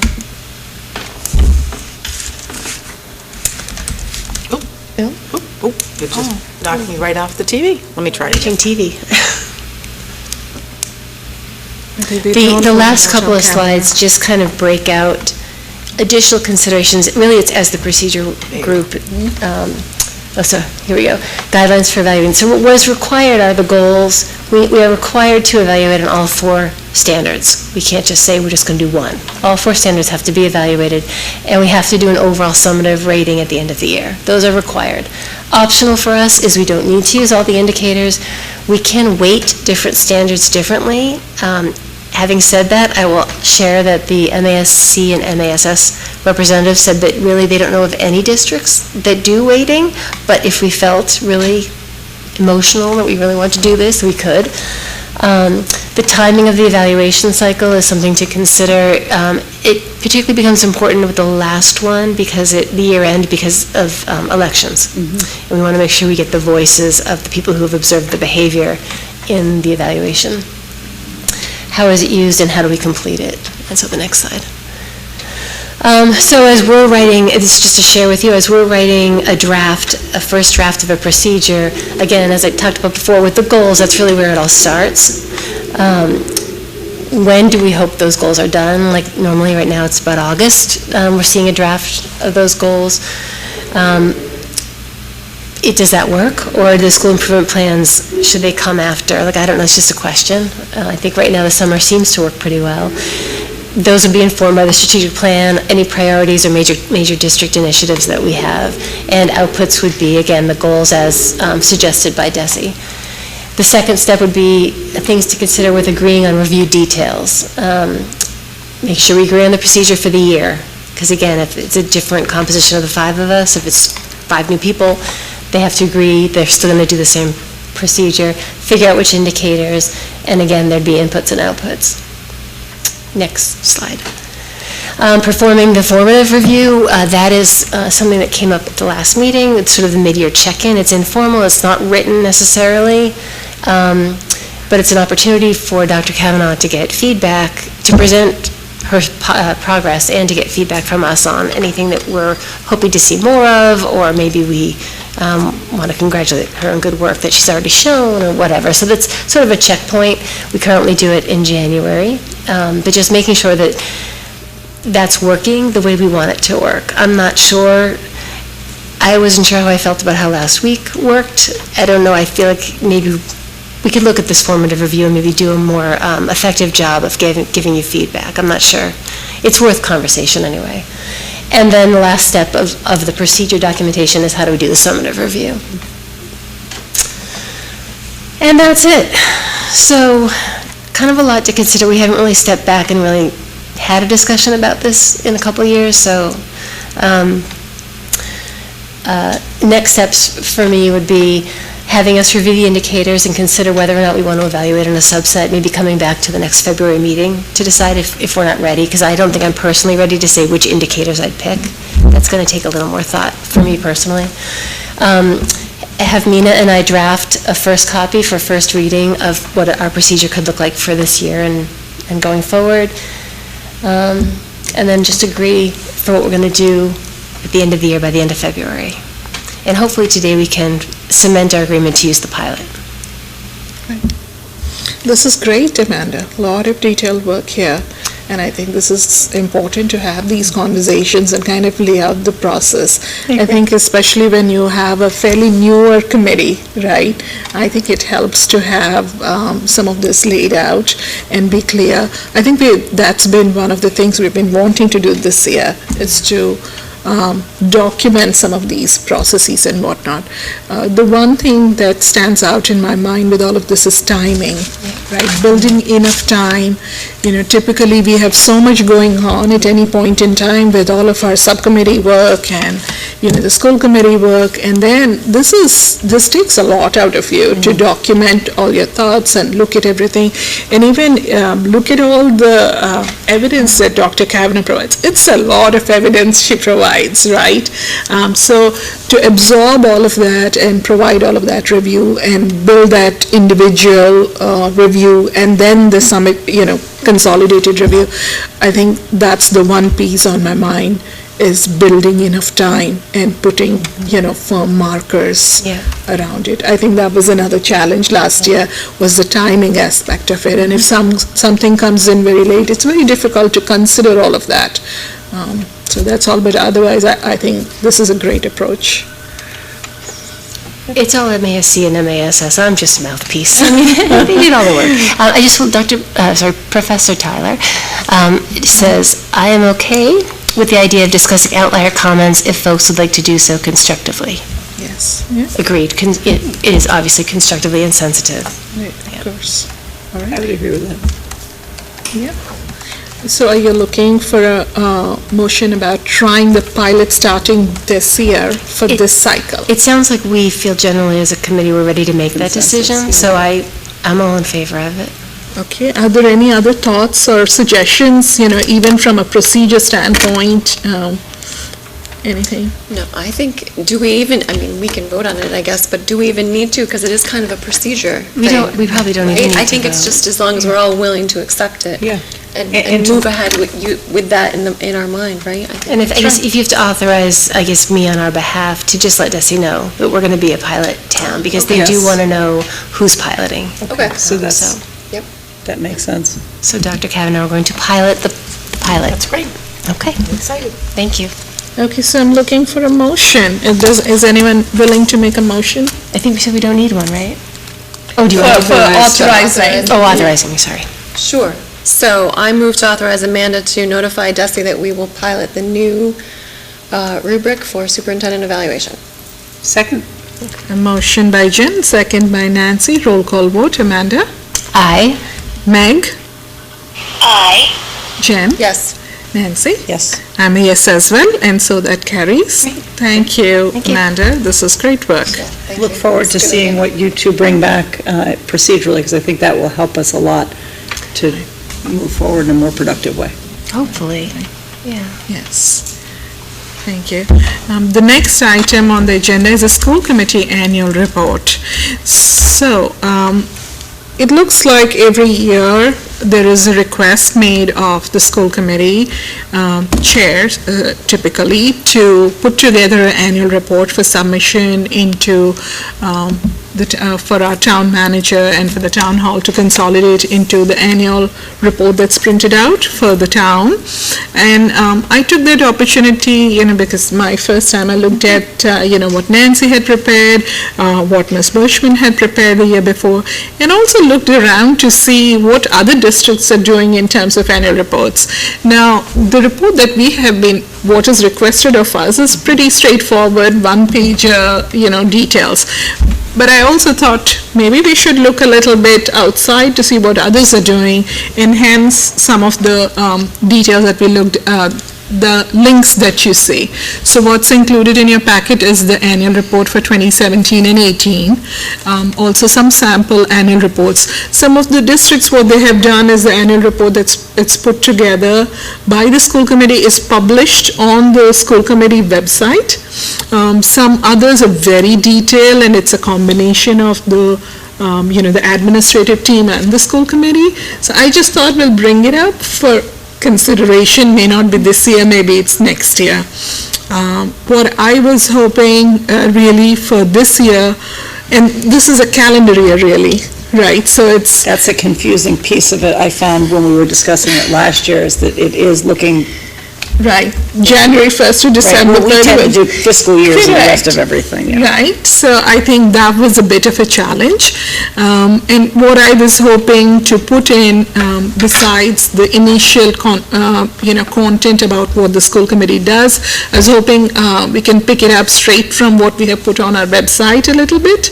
We have done some work around the verbiage there, but speak a little bit to the enrollment growth. What are some of our projections? Speak a little bit to the capacity study, what is it that was projected and what were the actuals like. Also speak a little bit to policies that we have worked on. So trying to highlight what is the work that the school committee has done as the elected representatives of the community, and what are some of the policies which were implemented, highlights. Right. Likewise, from a budget standpoint, last year we got 48 million approved, and the capital articles, and if we want to speak to any gifts, grants, fundraisers, HPTF, how is it all of that plays in if we want to speak to that. Strategic plan implementation, I thought that was a big highlight of last year, that it was finalized and put into implementation. Also learning space needs, which we identified, the special town meeting approval, the MSBA process a little bit, and then the big aspect which is under our purview are our own operations. I think we put the web page up, pictures, which are pretty, I think. Also the self-assessment aspect that we just started in setting goals. We tried to do some calendar planning.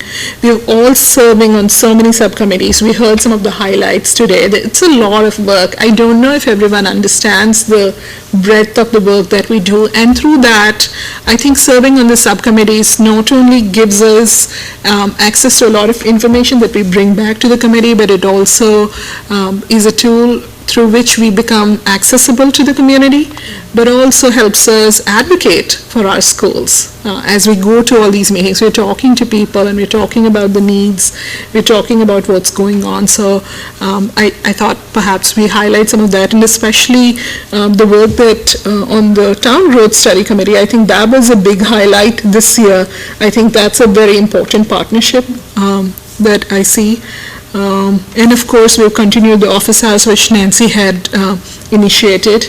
And, throughout, again, it's like from January on, right? All the office hours, all the events like the SEL events or, the legislative breakfast, so many things that we represent.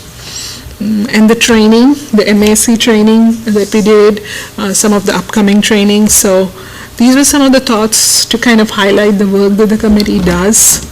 So just looking for some feedback here on what everyone thinks. I'll put together something, but I'd need some help, and I think it'd help if the policy committee wants to share some of the highlights. When is it due? It's due end of January. I got to know of it only about a week ago, I think. Okay. And that was the reason why I spoke with Maria Glenn. I called her, and so she was willing to give us a little bit more time. So if I can put it together by end of next week, let's see the date. Say January 24th, I think that would be good. And I'll be happy to, share with all of you. Are you looking to bring it back here after you? We can do that if we have enough. Yeah. We reviewed okay. It. But do you also want help in writing any of the sections? I don't have any, particular need to, but if you want help, I know it can be a lot to. I am happy to put it together, but I am happy to bounce it off of you, Nancy. I think it'll be great if you are willing to, just proofread it and add a few things or. So is there I should know this, I don't. Is there a second report from Dr. Kavanaugh that goes in the annual report? So you work more There is. operational type? So, okay. So every single person who is either a building administrator or a director in the district also composes one. So I think right now we have collected mine, Dr. Zaleski's, Mrs. DeBose, and there's a fourth person in the mix. Has to be close. Oh, Mr. Keller is done as well, yeah. So ours really totally is just school committee It is. specific, not That's a great greatness question. in the district. Okay, so. Now, I don't remember if all of your reports go into that town report. I don't remember that. I think it does, they do. It does, yeah. all the school by school as well? Dr. Zaleski and all of It that? seemed like there was a lot, Okay. I'm not 100% sure that it's all of Okay. them. Okay, that's fine, but this was more focused on our work, right? So that's where it was coming from. So I'm happy to put together a first draft with help on the policy front. Right, I've just put that in my calendar to write up some summary for you. Thank you. And then we can go from there? That sounds good. I would say, I'll we'll work together. Whatever you need, I'm happy to help with. Thank you, Nancy. I would say for this year, keeping the pattern of the previous years is completely appropriate. I mean, the turnaround time is pretty tight. If you wanted to entertain the idea of doing something more elaborate next year, we could start talking about that like in a month or so, just so that we're ready. But given where we are, I think the format from last year and year before looked great. Cover the bases. So. Right, so is there anything else that you all think we should highlight? Any changes that you think at high level? As long as the subcommittee, like the bridge committee, the subcommittees of the school committee kind of deserve their own, I think, mention.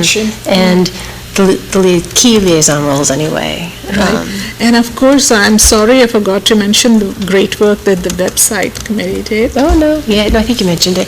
But I think, the bridge committee, the growth study committee, the turf fields committee, I think you finished up that work, or one of you did last year. Right, and the calendar subcommittee? Calendar subcommittee, those were specifically launched kind of formal entities, so I think those are worth a mention for sure. Right, as to the ones which got launched. Yeah. Right, at least speak to that, or if anything completed work. Yeah.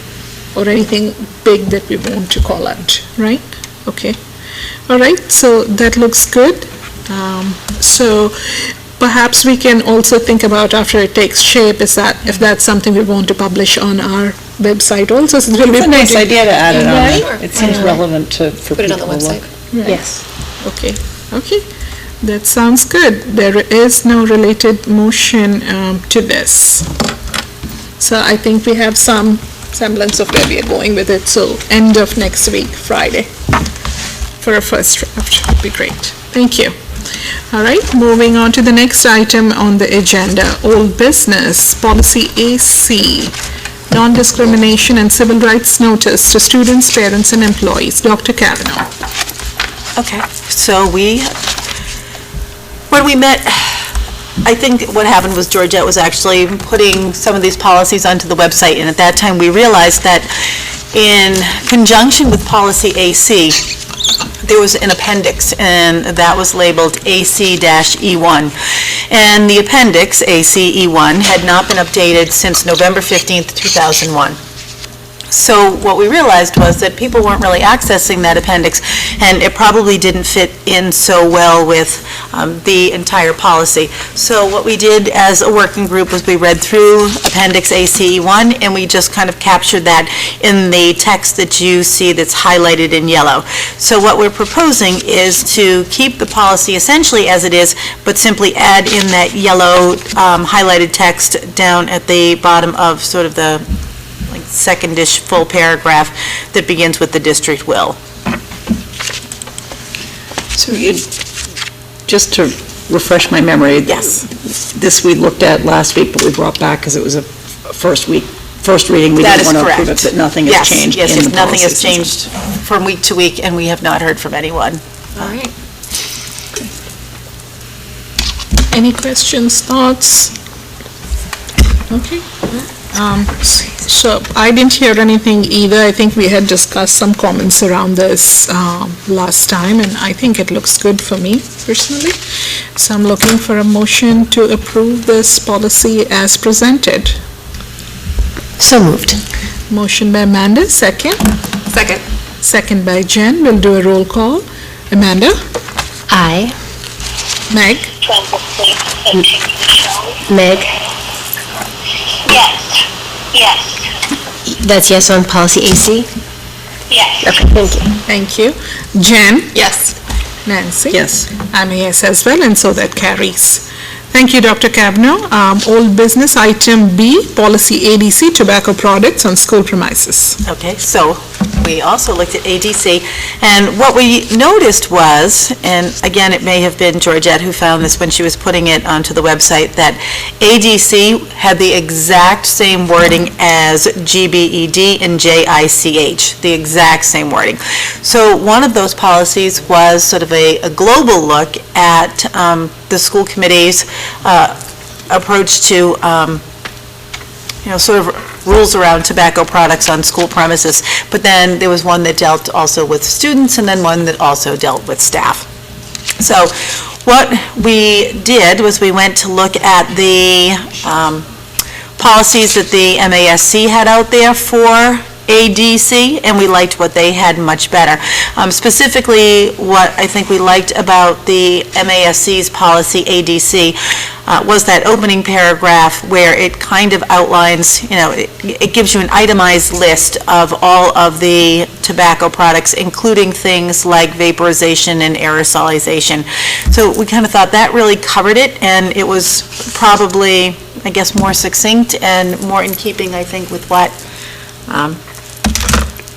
we felt kind of governed that area without a whole lot of fluff in there.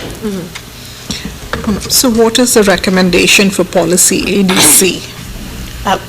So what you see on the page is technically MASC's, and I would recommend that the committee adopt it as it is written right here on this page. It would replace our old ADC. Okay. Looking for a motion? So moved. Motion by Amanda, second. Second. Second by Jen. Roll call vote. Amanda? Aye. Meg? Aye. Jen? Yes. Nancy? Yes. I'm a yes as well, and so that carries. Thank you, Dr. Kavanaugh. Item C, policy JICH, alcohol, tobacco, and drug use by students prohibited. Okay, so this is the second of the policies that would have formerly had the exact same language as the one that we just looked at, ADC. So again, we went to the MASC website. We liked better what they had there. The only change we made to the sort of formal MASC document was that we added the words in red. So after tobacco products, we added in vaping products, edibles, or drugs. So just the vaping products and edibles, we thought we liked that list, and so this just made the list a little more comprehensive. So again, this is the second reading, just brought in as is from last week. Correct, yeah. Okay. Any questions? I think at the last meeting I was looking for the word marijuana. I must have been so tired I didn't see that it's actually in there, so I don't have any. I'm fine with this. Great. The way it is. Looking for a motion to approve the policy as presented. So moved. Motion by Amanda, second. Second. Second by Jen. Roll call vote. Amanda? Aye. Meg? Aye. Jen? Yes. Nancy? I'm a yes as well, and so that carries. Thank you, Dr. Kavanaugh. The next item, item D, policy JLF, mandated reporting of suspected child abuse and neglect. Yes, so this is the one that last time, we actually did have a lot of dialogue around this. The policy working group had suggested that we simply eliminate this, and we thought we would be able to eliminate it because we had said that Mass General Law would certainly trump this. And we felt like the way it was written, it had so many sort of outdated and inaccuracies in there. But the other thing that we had talked a little bit about, and at this point you can sort of direct us because we will be getting together as a policy working group tomorrow. We talked about the MASC policy on, just student welfare.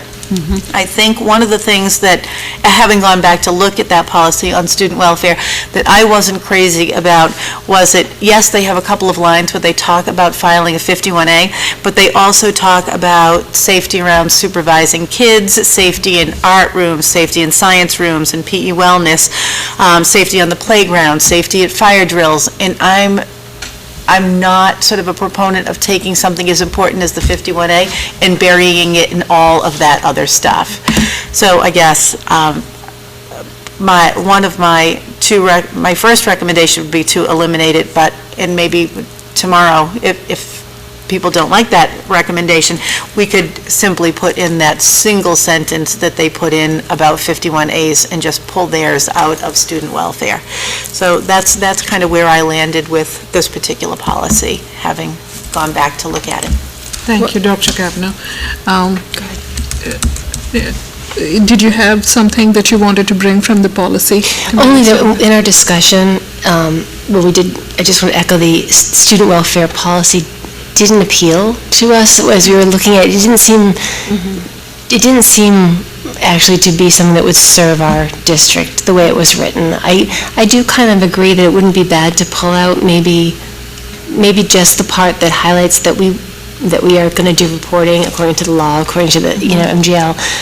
It's probably worth putting, but standalone. If anyone references in that reference policy manual is available to everybody, but you can look at the student welfare. It's kind of a hodgepodge of many things that we kind of cover in different areas, and it didn't make a lot of sense to the working group when we looked at it. I guess, last time when we met, my thought was to keep a couple of lines at least, which again, because this is such an important aspect. So I certainly am leaning towards having those couple of lines. And, it's okay to eliminate, but have something in its place. And whether it's called item JLF, policy JLF, or something else,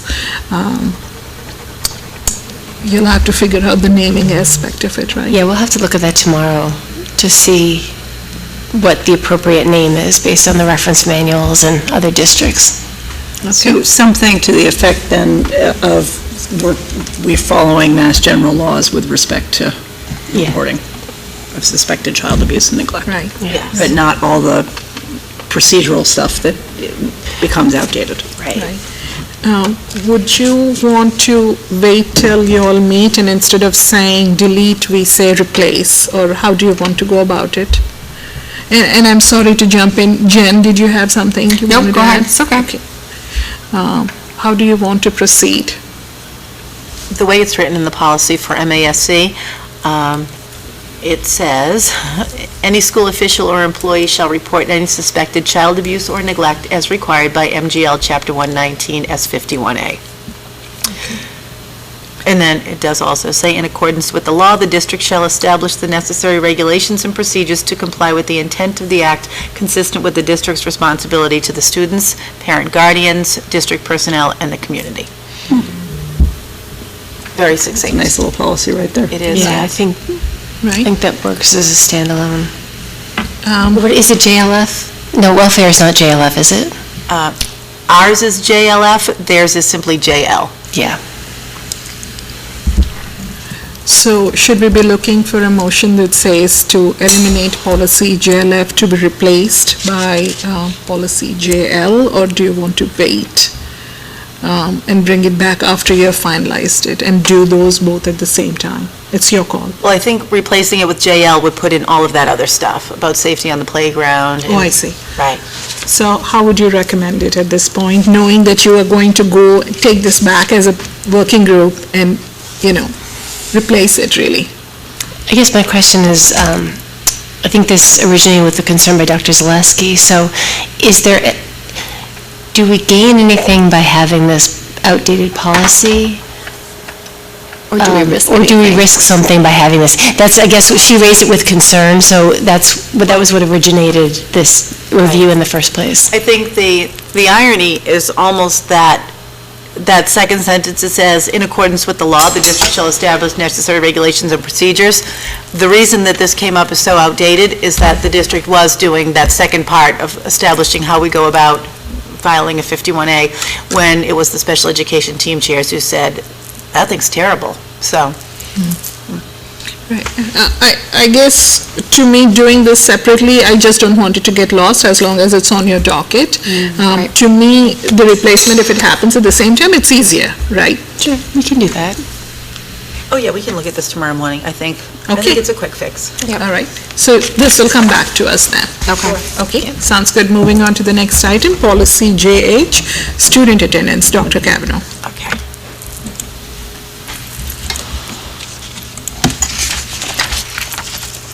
All right, and so student attendance is back because Mrs. Parson was working on something and said, hey, it's very interesting that our policy still says that parents who are traveling for extended period of time should call the building principal, and the old language said regarding withdrawal and re-enrollment procedures.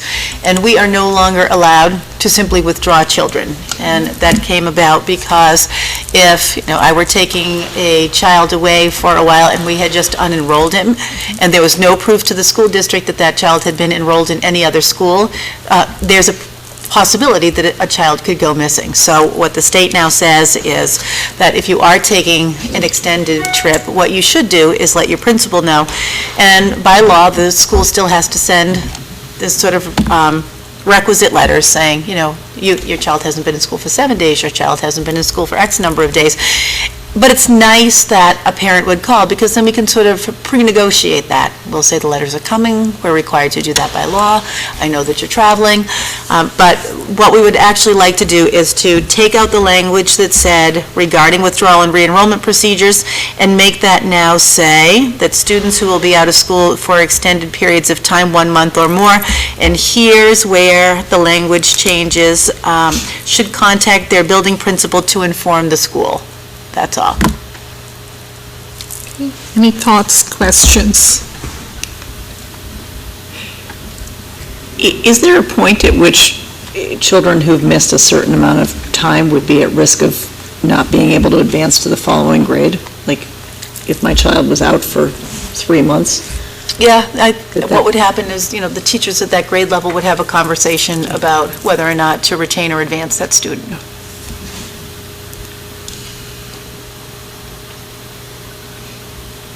Any other questions? Does that address your question in the policy, Nancy? Does the policy address that? It does. I guess it feels very much, and I don't know that there's anything that would be better, but it feels like, on the one hand, we get these letters from the district attorney every year that seem very, I don't know what the word is, stern. Yes, I think very that's stern, I think yeah. that's a good But at the end of the description. day, the policy really is not that stern. And I'm not saying, I'm not saying it should or shouldn't be, it just is the contrast is Yes. striking. Okay. If there are no other questions, I'm looking for a motion to approve the policy as presented. So moved. Motion by Amanda, second. Second. Second by Jen, roll call vote. Amanda? Aye. Meg? Well, hang on a minute, Meg. I gotta put her on microphone. Go ahead, Meg. Aye. Jen? Yes. Nancy? Yes. I'm a yes as well, and so that carries. Thank you, Dr. Kavanaugh. The next item on the agenda, the criteria working group.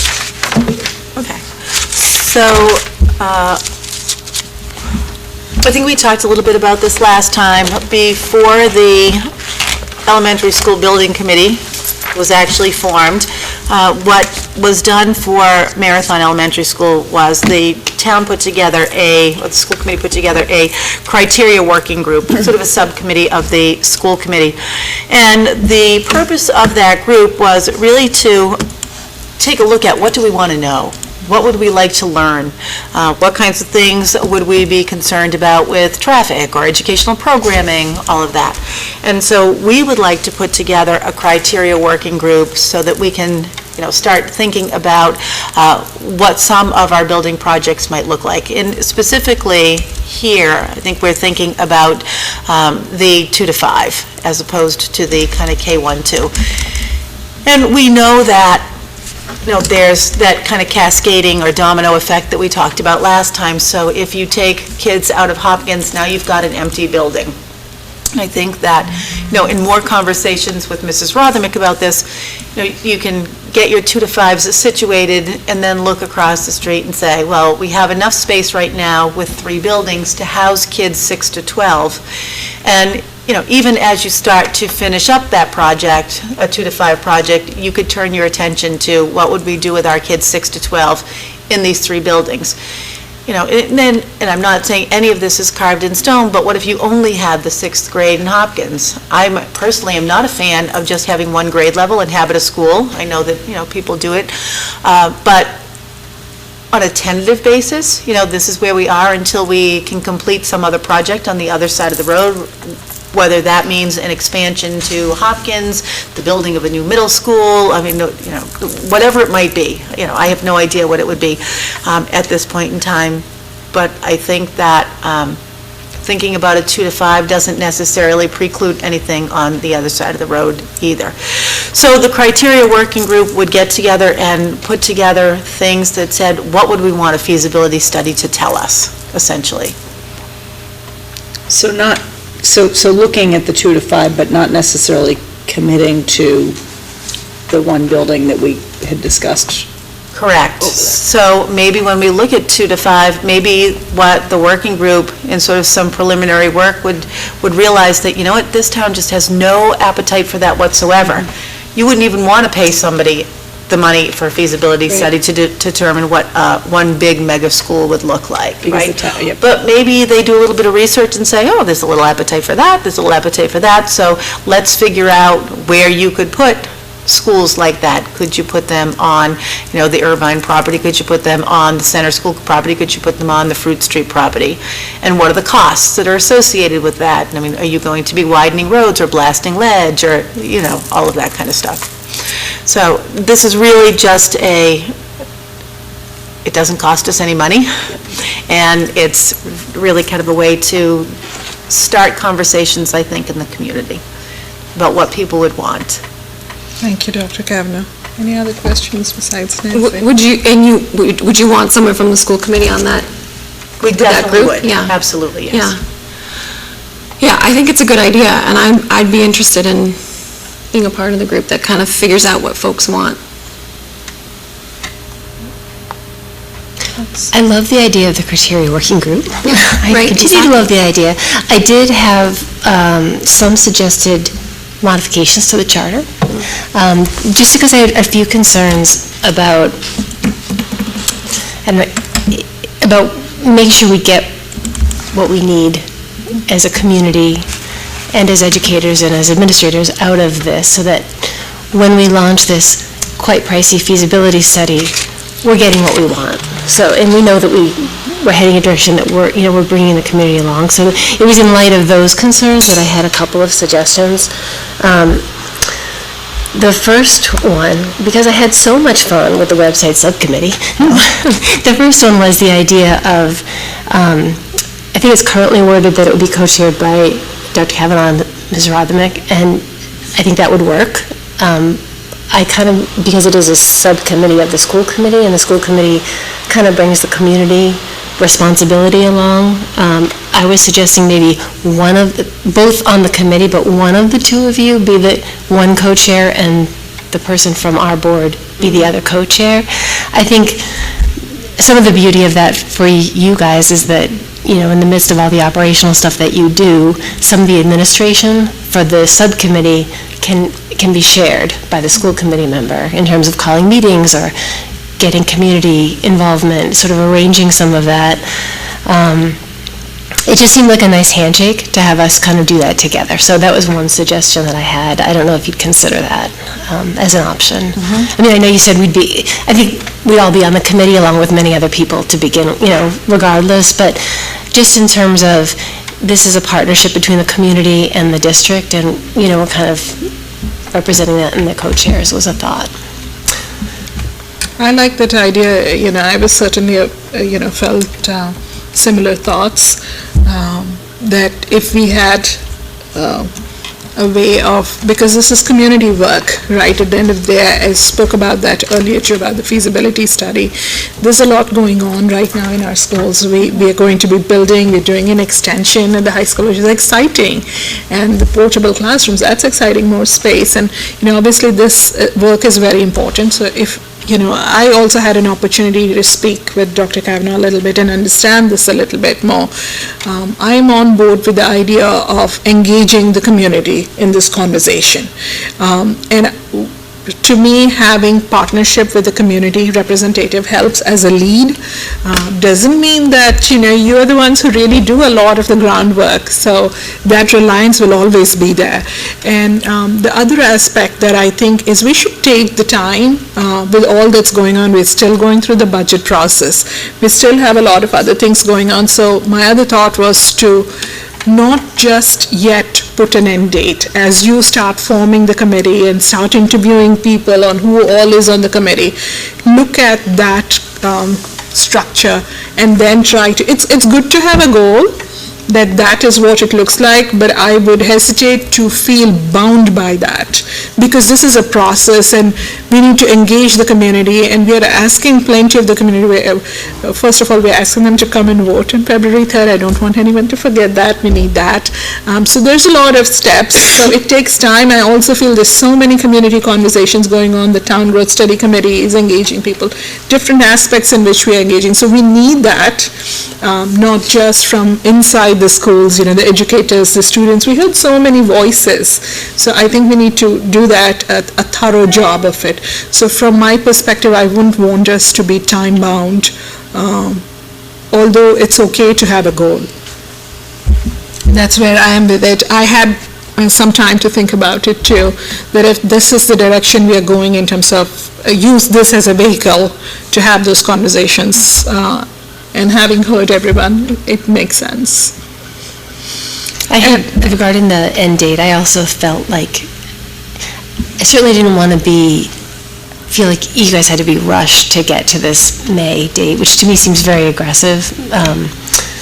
It might work, but I'm not sure that we have to hit May. Kind of looking at the, way back in the superintendent report, like 2 hours ago, whatever, seeing that flow chart, it seemed like there is a little bit of time, a little bit, not a ton, but a little bit of time before we'd have to really launch the feasibility study, where we could, if we need to, we can take the time to get this right, get the criteria right. So I was kind of thinking, well, if it went to the latest I was thinking would be October.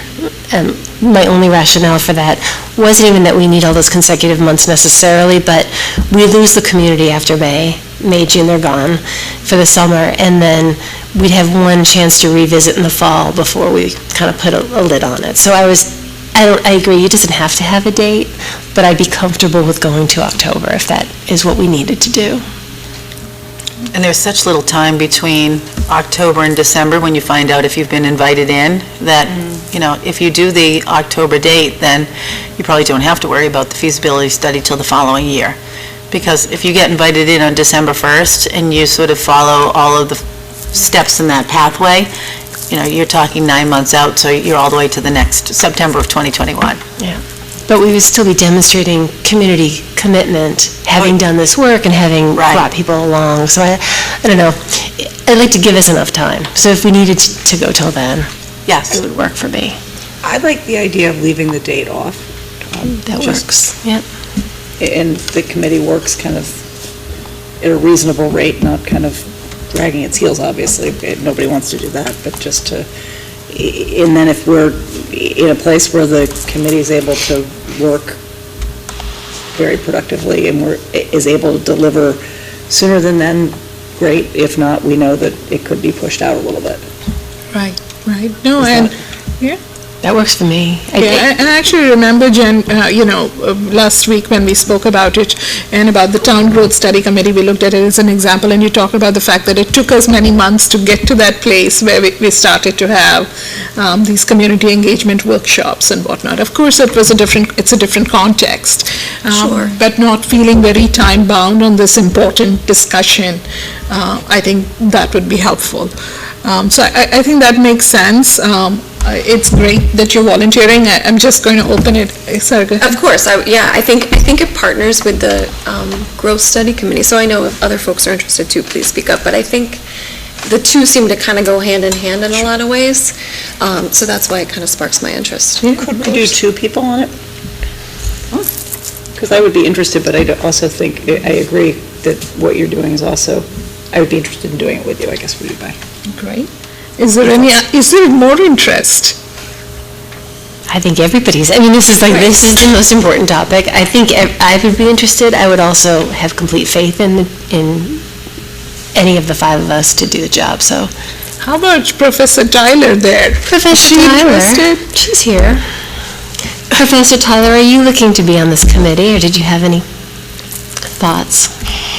I'm happy to be on this committee. So all five of us, you haven't said. Say that again. Looks This like is any of exciting. us This would- is exciting work. I'm happy to serve on it as well and, work with Dr. Kavanaugh. I'm okay, but I think we're great people all around, right? So in terms of looking for creation, how do we want to go about this? Could I make a couple more suggestions? Oh, please. Since I'm the please do. problem child tonight. No, not I think- at all. Again, You're the ideas child. No, I love this charter. One of the things that I had mentioned to Dr. Kavanaugh is that I feel like occasionally when we launch something, it has a name, and each of the five of us internalizes what that actually means based on our own experience or our own understanding of that terminology or whatever. So I like more specificity sometimes just to make sure that when this work is done, I don't say, wow, that's not what I thought it was going to be. So I was wondering in the area of, I think it says, the following responsibilities. Let me just see. Bottom of the page? Yeah, I think right now there are 3 bullets. One is to confer with community members, one is to conduct individual exploration of criteria for discussion, and one is to reference/review various documents. And I don't disagree with any of those 3, but when I think of the work of this committee, and I admit it has taken me a while to figure out what a feasibility study is and what a criteria working group is, and I've had to get some education from Dr. Kavanaugh on this, which is why I feel like this might help. I kind of broke it down instead into 3 different bullets, where one is understand needs, the second one is determine scenarios for analysis, and the third one is identify deliverables from the RFP, like what are we, so it really is about informing the RFP, I think, and I think it's understanding the needs of, these 2 schools, I guess, if we're narrowing it down to that, and I had some sub-bullets, which may or may not be necessary, and then determining the scenarios. We have to tell, the way I understand it, the consultant company that we bring in, what we want them to do feasibility on. And so, for me, the scenarios would be whatever the subcommittee came up with in terms of a mega school or a school, looking at whatever the options, probably 2 or 3 different things look sort of appealing, and those would be the 2 or 3 different things that would go to the feasibility study contractor or consultant. So, understand the needs, determine the scenarios, and then identify the deliverables. I want to make sure that what we get back for each scenario is what we're expecting. High-level costs maybe, or cost-benefit, both qualitative and quantitative, both financial and educational. I'm not sure exactly what those are. Again, I'm not on the subcommittee. I don't speak the language, but I do want to know when we buy something for $700,000, what are we going to get back? And I want us to all know that we all know that. Because I think there are times when projects get launched and we maybe all don't have the same understanding of what the deliverable is. Yeah, and I think maybe what you're sort of looking for are the unique deliverables, because if you do a feasibility study, they're going to look at all of the open plots of land, right? Because that's just sort of the natural way to go, and what are the pros and the cons of each of those. I did share sort of the preliminary one that was for Marathon with Amanda and Mina earlier today. And there's a really nice grid that will say, these are all your parcels of land, and this one is highly advantageous, this one is disadvantageous, and they've only just kind of colored in the boxes. So red is a big no, green is a big yes, there's some yellows and light greens along the way. So I would say that things like traffic and educational programs, those are all sort of typically in there. But I think that the unique deliverables might be what we're thinking about, like what is it that makes this different from another feasibility study. And the cool thing about the criteria working group for me is that in the understand the needs section, we get to have a conversation as a subcommittee, whoever's on that, and as a community about based on Hopkinton's priorities, what are things that we value so highly that we would pay an additional price tag potentially to expand on the MSBA footprint to accommodate this need? We may or may not, like it depends on the actual cost and everything, but, you know, the easy things like gym space and spectator space, you know, which isn't always, I think, part of a build. You know, the gym is there, but the spectator space is kind of optional, and depending on how we use those gyms, or the stage, or, I don't know, bathrooms, I have no idea what, but if in the conversations we came up with a few things that reflect our values, I mean, Hopkinton tends to be traditionally very heavy on arts. You know, how does that reveal itself in any unique criteria? Like, I think that's something the working group would sort of suss out through the conversations. And I don't know what You're looking at Susan, but I wonder if, you know, looking at sort of a bigger auditorium or more closet space, if that comes more into when you finally have architectural drawings done, you know what I mean? But, okay, you know, I'm certainly not discounting it as something that, you know, a criteria group or a feasibility group could, you know, kind of have in the back of their mind all the time that, yes, that's important to us. yeah.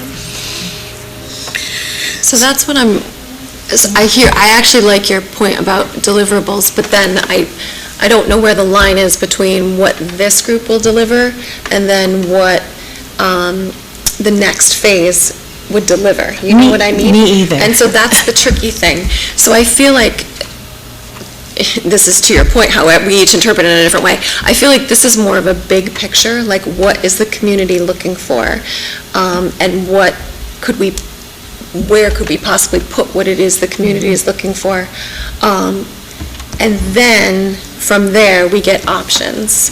And then once we have those options, to me, then we open it up and say, all right, here's some options. Are these really fitting the needs that we are looking to fill, or do we need a bigger auditorium, or do we need seating in the gym, or do we need, you know, and then here are the price tags associated with all of those things that would be nice to have. So I guess it's a question that I don't know the answer to. Do we need to have that information before we go on to the next phase?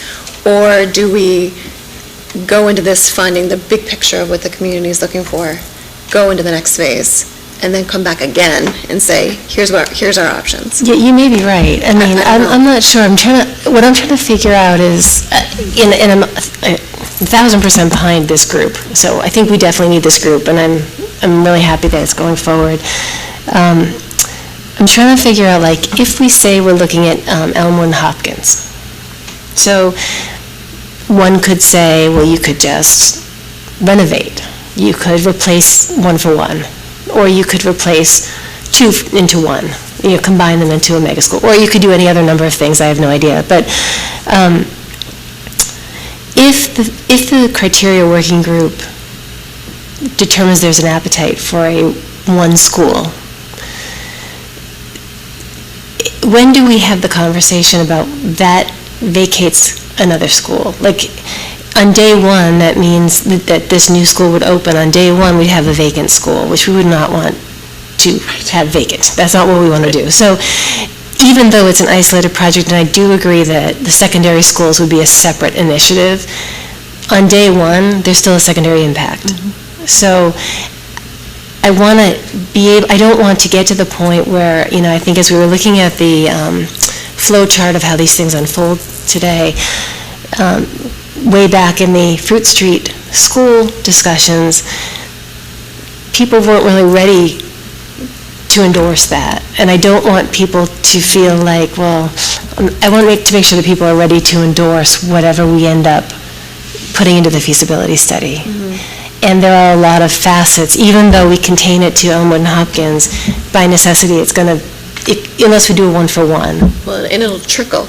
It has a broader impact in this particular case. It's not like Marathon. Marathon, we kind of knew Marathon was going to become a new Marathon, and this is, so so I guess I would just look back to Dr. Kavanaugh and Ms. Roderick to just say, is there any way in the three responsibilities bullets that we could, because clearly we're not even exactly sure what exactly goes in which phase. Is there any way to give any more definition to what this phase produces for an output.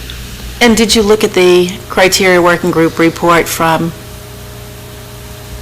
4 or 5 years ago? I did not. So I think the one thing that you want to keep in mind is at every phase, you're going to drill down more. Yeah. So the criteria working group is going to be very much at the 40,000-foot level. Yeah.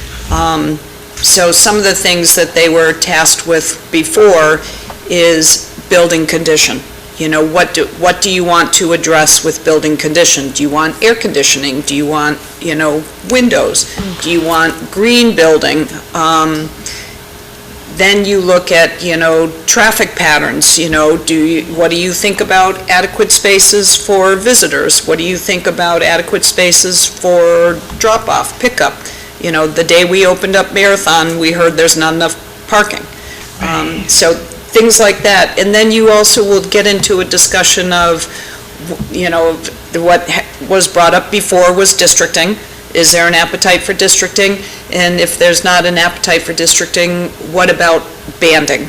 So what are we talking about in terms of what grade level groupings are acceptable? Yeah. So you don't necessarily need to define what's going into each building, but, is a 2 to 5 school an acceptable band?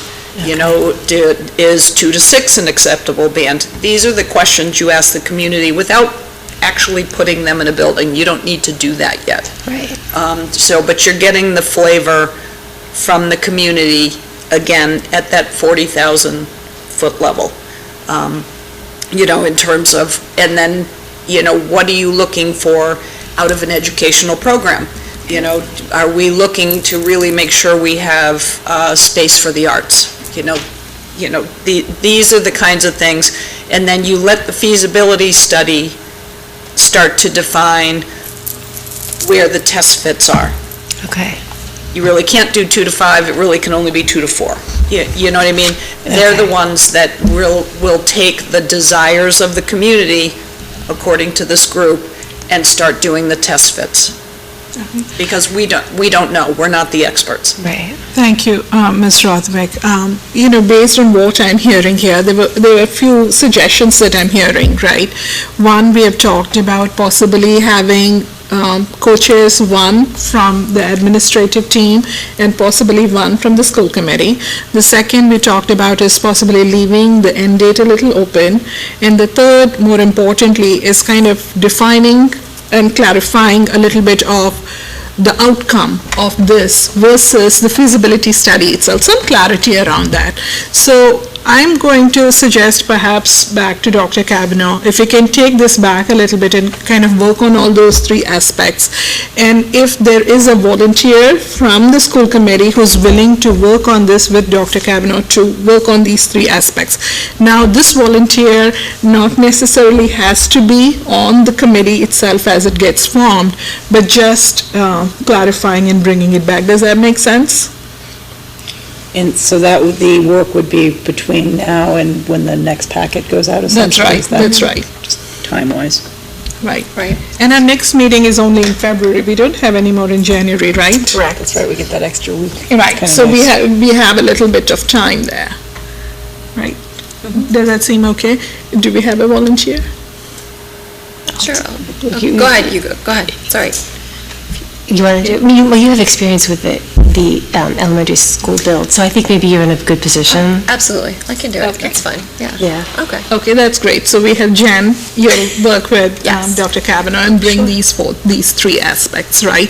And I think the big thing we have gotten caught on a little bit is that definition part as to what is this study going to do and what the feasibility will do. Just that the output of this will likely be the input to the feasibility study. And I think it will also, and I know it's a pain to clarify, I apologize, because I do support this and I want it to go forward, but I think it will help clarify for the community, when and how their questions fit in. Because I think there are going to be a lot of questions. And, if they're asking, where's my 8th grader going to go? We can, we have a better sense of, well, that's going to be a second initiative down the line. And, there's some this is like sort of an exhale on that conversation, but, and what about like my gym space? Or, I think people can kind of get a sense of when should I be raising the questions, because sometimes people don't know when to plug in and they have questions, but it's too late. So I think if we could just clarify this a little bit, it will help. And I apologize for the delays, but... I personally don't think you need to apologize. I think this is a great aspect. I think it's important we take the time. This is so important. We need to be on the same page before we embark on, another big chunk of work here. Okay. Thank you for being the ideas child. All right. So we'll bring this back. Okay. Moving on to the next item on the agenda, item G, proposed school calendars. Dr. Kavanaugh. Okay. So I think we've had one opportunity to review these, and typically what we'll do is prepare the calendar for the following school year on or about this January meeting. And I have had a couple of parents reach out to me and say, I'm trying to make plans for, the summer, for travel, for camps, and I'm wondering when you're going to be approving the calendar. So what you have in your packet is the 2021 school calendar, and I am recommending that we at least approve that one tonight. The 2021. 2021. This is the 2022. Well, it would be very nice to have the 21-22 also approved, because it's just nice sometimes to have them approved a couple of years out. But I do know that parents absolutely need the 2021. Yeah. I have seen a number of people on social media asking for that information. As have I, yeah. So any questions, thoughts about the calendars? Calendars? No, and we saw these last week as well, right? So this is, we've had 14 days to digest. Was there anything, I don't recall anything, any areas of concern on the second one either? No, we have not heard any areas of concern on any of these. I think the only area of concern for 21-22 is the last day of school, right? And I think that is, sort of something that everyone has pointed out, that, it could be a late last day in the 21-22 calendar year. But I think we've also gotten some nice feedback about how people do like the list of holidays. That's great.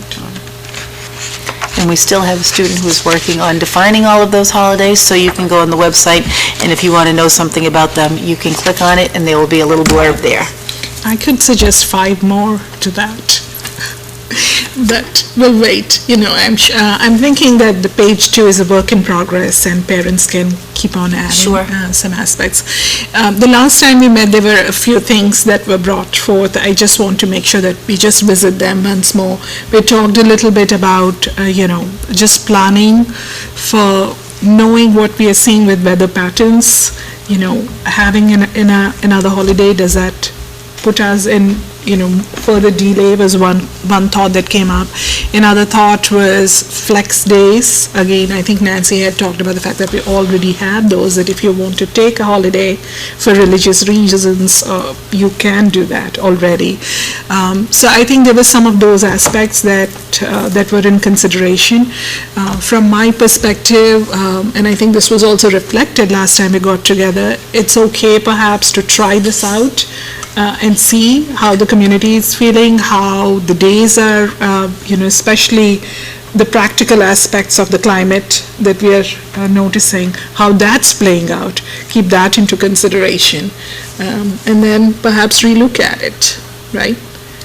Well, the calendar subcommittee did have conversations around all those issues, right? When you add a holiday, or what would happen if you just took them all out and people sort of flex themselves in and out.